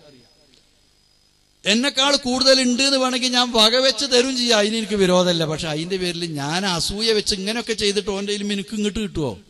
പിന്നെ ഇപ്പൊ എന്താ ഈ അസൂയ എന്ന് പറഞ്ഞു നടക്കണേന് വല്ല കഥയുണ്ടോ? ഒന്നുമില്ല. പിന്നെ ഇവിടെ പറഞ്ഞു നടക്കുന്ന പല ജാതി കളവുകളുടെ കൂട്ടത്തിലൊന്ന് എന്താ, വിദേശത്ത് നിന്ന് എന്റെ വാപ്പാന്റെ അസുഖവും മകന്റെ അസുഖവും പറഞ്ഞ് ഞാൻ പണം പിരിച്ചു എന്നാണ്. ശുദ്ധമായ കളവാണ്. ഞാൻ ഒരാളോടും ഞാൻ എനിക്ക് ഇന്നത് തരണം എന്ന് പറഞ്ഞ് കൈ നീട്ടി ഒരു സഹായം ചോദിച്ച ഒരു സംഭവം ഒരാൾക്കും പറയാൻ കഴിയില്ല. ഇവിടെ ചാരിത്രം പ്രസംഗിക്കുന്ന വേശ്യകൾ ആരൊക്കെയെന്ന് നമ്പറിട്ട് പറയണമെങ്കിൽ ആരൊക്കെ ആരോടൊക്കെ എന്തെല്ലാം ചോദിച്ചു, വാങ്ങി, കൊണ്ടുവന്നു, നേടി, അനുഭവിച്ചു കൊണ്ടിരിക്കുന്നു എന്നുള്ളത് എനിക്കൊരുപാട് പറയാൻ കഴിയും. പക്ഷെ ഞാനത് പറയലില്ല. അതുകൊണ്ട് ജിന്നിനോട് സഹായം ചോദിക്കുന്നത് ശിർക്കാണ് തെളിയിക്കേണ്ട കാര്യമില്ലല്ലോ. അതിന് ഖുർആനായത്തുണ്ട്, ഹദീസുണ്ട്, അതും മതി. പക്ഷെ ഇത് പറഞ്ഞു നടക്കണോല്ലോ, അതൊക്കെ ഒന്ന് ഓർക്കണം. ഇത് ഇനി മറ്റുള്ള ചില സംഘടനകൾ തെറ്റിയിട്ട് പരസ്യമായി പൊതുരംഗത്തിറങ്ങി അലക്കുന്ന സ്വഭാവത്തിലേക്ക് ഇത് കൊണ്ടുപോകരുത്. എനിക്കത് ഇഷ്ടമില്ല, ഞാനതിന് തയ്യാറില്ല എന്നാണ് എനിക്ക് പറയാനുള്ളത്. ആ അഭിപ്രായമുള്ളവരുണ്ടെങ്കിൽ വന്നോളി, അവർക്ക് വേണമെങ്കിൽ തെളിവ് സഹിതം പറഞ്ഞു തരാം. ഞാൻ പറയില്ല അത്തരം കാര്യങ്ങൾ. ആളുകളെ അറിയാം, ചോദിച്ചതാരെന്നറിയാം, ആരോട് ചോദിച്ചു എന്നറിയാം, എന്ത് ചോദിച്ചു എന്നറിയാം, എത്ര കൊടുത്തു വാങ്ങി എന്നറിയാം, അതെന്ത് ചെയ്തു എന്നറിയാം. ഉദാഹരണത്തിന് ഒരു 10 ഞാൻ പറഞ്ഞു തരാം. നിന്റെ പേരിൽ ആരോപണം ഉന്നയിച്ച് നടക്കുന്ന ആരെങ്കിലും ഉണ്ടെങ്കിൽ മൗലവിനെ കാണുക, മൗലവിനോട് പറഞ്ഞാൽ ഞാൻ വരും, ഈ തെളിവും തരാം. എന്റെ പേരിലൊന്ന് തെളിയിക്കണം. ഇല്ല, അങ്ങനെ ഒന്ന് തെളിയിക്കാൻ സാധ്യമല്ല. പിന്നെ എന്താണ്, ഇവിടെ ISMനെ ഞാൻ നിയന്ത്രിക്കുന്നു എന്നാണ്. ISMന്റെ ഏത് യോഗത്തിക്ക് എന്നെ വിളിച്ചത്? ഇന്നങ്ങൾ കയ്യൊഴിച്ചിട്ട് മാറ്റി നിർത്തിയിട്ട് എത്ര കാലായി? ഞാനിത് ആരോടെങ്കിലും പറയലുണ്ടോ? നിങ്ങൾ ഏത് യോഗത്തിക്ക് എന്നെ വിളിച്ചു? പിന്നെ എവിടുന്നാ ഞാൻ അത് നിയന്ത്രിക്കണത്? നിങ്ങളെ സെക്രട്ടേറിയറ്റിലേക്ക് എന്നെ വിളിച്ചോ? എക്സിക്യൂട്ടീവിലേക്ക് വിളിച്ചിരുന്നോ? കൗൺസിലിലേക്ക് വിളിച്ചിരുന്നോ? ഇല്ല. പിന്നെ ഞാൻ നിയന്ത്രിച്ചു. നിങ്ങൾ ഈ ജിന്നുവാദികളായ ആളുകളെയാണ് നിങ്ങളുടെ വേദികൾ നിറച്ചിരുന്നത്. അതുകൊണ്ടാണ് കുറെ ചെറുപ്പക്കാർക്ക് ജിന്നുബാധ ഏറ്റത്. എന്നെ വിളിച്ചിട്ടില്ല, എന്നെ നിങ്ങൾ മാറ്റി നിർത്തല. പിന്നെ എവിടുന്നാ ഞാൻ നിങ്ങളെ നിയന്ത്രിക്കുന്നത്? നിങ്ങളുടെ കാര്യം നിങ്ങൾ എന്നെ തീരുമാനിച്ചു പോവുകയല്ലായിരുന്നോ? പിന്നെ നിങ്ങൾ കാട് കയറിയപ്പോൾ നിങ്ങളെ നല്ല നിലക്ക് സംഘടനയുടെ കൂടെ നിർത്താൻ വേണ്ടിയുള്ള ചർച്ച, ആ ചർച്ചയിൽ ഞാൻ പങ്കെടുത്തിട്ടുണ്ടായിരുന്നു എന്ന് മാത്രം. MSMന്റെ പ്രോഫ്കോൺ തിരുവനന്തപുരത്ത് വെച്ച് നടന്നത്, അവിടെ പെൺകുട്ടികളെ പള്ളിയിൽ രാത്രി ഉറങ്ങാൻ അനുവദിക്കണം, അതിന്റെ കൂടെ അവിടെ സ്ഥിരമായി താമസിക്കുന്ന ആളുകളെ 2 ദിവസത്തിന് ഒഴിപ്പിച്ച് ആ റൂമും കൊടുക്കണം എന്നവർ ആവശ്യപ്പെട്ടപ്പോ അവിടുന്ന് ആരോ സമ്മതിച്ചിരുന്നു. പിന്നെ ആ ആളുകളെ ഒഴിപ്പിക്കാൻ പറ്റൂല എന്ന് പറഞ്ഞു. അത് സലഫി ഇടപെട്ട് തടഞ്ഞതാണ്. ശുദ്ധമായ കളവാണ്. ആ കാലയളവിൽ അവർ പറയുന്ന അവിടുത്തെ KNM അന്നത്തെ സെക്രട്ടറി ആയിരുന്ന ഷെരീഫ് സാഹിബ് ഏതെങ്കിലും ഒരാവശ്യത്തിന് എന്നെ വിളിക്കുകയോ ഞാൻ അദ്ദേഹത്തെ വിളിക്കുകയോ ചെയ്തിട്ടില്ല. ഞാൻ അറിയാത്ത കാര്യം എൻ്റെ പേരിൽ നാടുനീളെ കുട്ടികൾക്കിടയിൽ പ്രചരിപ്പിച്ച് നടന്ന കളവ്, അതിന് നേതൃത്വം കൊടുത്തത് ഞാൻ എൻ്റെ ഹൃദയം പോലെ സ്നേഹിച്ചിരുന്ന, ഞാൻ എൻ്റെ വിദ്യാർത്ഥികളുടെ കൂട്ടത്തിൽപ്പെട്ട, പിന്നീട് സഹപ്രവർത്തകനായി മാറിയ MSMന്റെ ഭാരവാഹിയായ ഒരു കുട്ടിയാണ്. ആ കുട്ടി ഇന്ന് മാനസികമായി വളരെ വിഷമത്തിലാണ്. എനിക്കറിയാം, ഒരു വെള്ളിയാഴ്ച മിമ്പറിൽ കയറിയാൽ 2 ഖുത്ബ മനസ്സമാധാനത്തോടെ നടത്താനുള്ള സമചിത്തത നഷ്ടപ്പെട്ട് ഒരു ഖുത്ബ കഴിഞ്ഞ് ഇറങ്ങിപ്പോയ സംഭവങ്ങളൊക്കെ ഉണ്ടായിട്ടുണ്ടെന്ന് ഞാൻ കേട്ടിട്ടുണ്ട്. എന്തിനാ മക്കളെ ഈ സമചിത്തത നഷ്ടപ്പെടുന്നത്? എന്തിനാണ് ഈ സമാധാനം നഷ്ടപ്പെടുന്നത്? ഈ തൗഹീദിലേക്ക് തിരിച്ചു വന്ന്, മാതൃസംഘടനയിലേക്ക് തിരിച്ചു വന്ന് ഒന്നിച്ച് പഴയ സന്തോഷത്തിന്റെ, സ്നേഹത്തിന്റെ, പരസ്പര ബഹുമാനത്തിന്റെ, ആദരവിന്റെ ആ അവസ്ഥയിലേക്ക് മക്കളെ തിരിച്ചു വരീൻ എന്നാണ് പറയാനുള്ളത്. നിങ്ങൾ ഈ കളവ് പറഞ്ഞാൽ അതിന്റെ ഫലം നിങ്ങൾ അനുഭവിക്കില്ലേ? MSMന് 5 ലക്ഷം ഉറുപ്പിക വിദേശത്ത് നിന്ന് ആരോ കൊടുക്കാന്ന് പറഞ്ഞിരുന്നു. പിന്നെ അയാളെ അവര് വിളിച്ചു ചോദിച്ചപ്പോ പറഞ്ഞു അത്രേ, നിങ്ങൾ KNM സെക്രട്ടറി ആയ അബ്ദുറഹ്മാൻ സലഫിയോടൊന്ന് വിളിക്കാൻ പറയും, അദ്ദേഹം പറഞ്ഞാൽ തരാം. ഞാൻ അറിയില്ല അങ്ങനെ ഒരു കാര്യം. നിങ്ങൾ ആരോടാ ചോദിച്ചതെന്നറിയില്ല, ആരാ നിങ്ങൾക്ക് തരാമെന്ന് പറഞ്ഞത് എന്നറിയില്ല. പിന്നെ എന്തിനാണ് എൻ്റെ പേരിൽ ഈ കളവ് പറഞ്ഞു നടക്കുന്നത്? ഞാൻ ഇതൊന്നും പറയലില്ല. 2-3 പറഞ്ഞത് അംസമൗലവിയോടുള്ള ആദരവ് കൊണ്ടാണ്. ഈ ആദർശം ഞാനിങ്ങനെ പറഞ്ഞു നടക്കും. ഇതിനേക്കാൾ നീചമായ, ഹീനമായ, വഞ്ചനാപരമായ എല്ലാം നിങ്ങൾ ചെയ്തു നടക്കും. എടത്തനാട്ടുകാരൻ മുഴുവൻ ഞങ്ങളുടെ കയ്യിലാണ് എന്ന് വിചാരിച്ച് നടന്ന് ഈ ജിന്നിനോട് സഹായത്തേട്ടം ശിർക്കാണെന്ന ഈ പുതിയ വാദം എടത്തനാട്ടുകരയിൽ മുളപൊട്ടാൻ അനുവദിക്കില്ല എന്നൊക്കെ പ്രഖ്യാപിച്ച് നടന്ന ചില സംസ്ഥാന പ്രസിഡന്റുമാരുണ്ടായിരുന്നു. ഇപ്പൊ അവനാന്റെ മുള തന്നെ അവിടെ പൊട്ടിയതുണ്ടോന്ന് അറിയാത്ത സ്ഥിതിയിലാണ്. അവിടേക്കാണ് നിങ്ങളെ പോക്ക്. അതാണ് തൗഹീദിനെ അള്ള ഭൂമിയിൽ വേരോട്ടം കൊടുക്കൂ. നശിച്ചു നിങ്ങൾ, കഥ കഴിഞ്ഞു നിങ്ങളുടേത്. ആ ഒരു ആദ്യത്തെ ഒരു ഇളക്കണ്ടല്ലോ, അത് കേരളം ഒരുപാട് കണ്ടതാണ്. പല സംഘടനയിൽ നിന്നും വലിയ വമ്പന്മാര് പിരിഞ്ഞു പോയപ്പോ പിരിഞ്ഞാണ് പോകുമ്പോ വമ്പൻ സദസ്സാണ്. അത് കല്യാണപ്പന്തലിലെ ചെമ്പും പാത്രം ഉണ്ടല്ലോ, എല്ലാ കല്യാണത്തിലും ഒരേ പ്ലേറ്റാണ്. അതുപോലെ കാസർഗോട്ടെ സമ്മേളനത്തിലും മംഗലാപുരത്തെ സമ്മേളനത്തിലും പെരിന്തൽമണ്ണയിലെ സമ്മേളനത്തിലും പട്ടാമ്പിയിലെ സമ്മേളനത്തിലും കടപ്പുറത്തും അതേപോലെ തന്നെ ചാവക്കാടും ഒക്കെ ഒരേ പ്ലേറ്റാണ്. പ്ലേറ്റ് മാറിയിട്ടില്ല.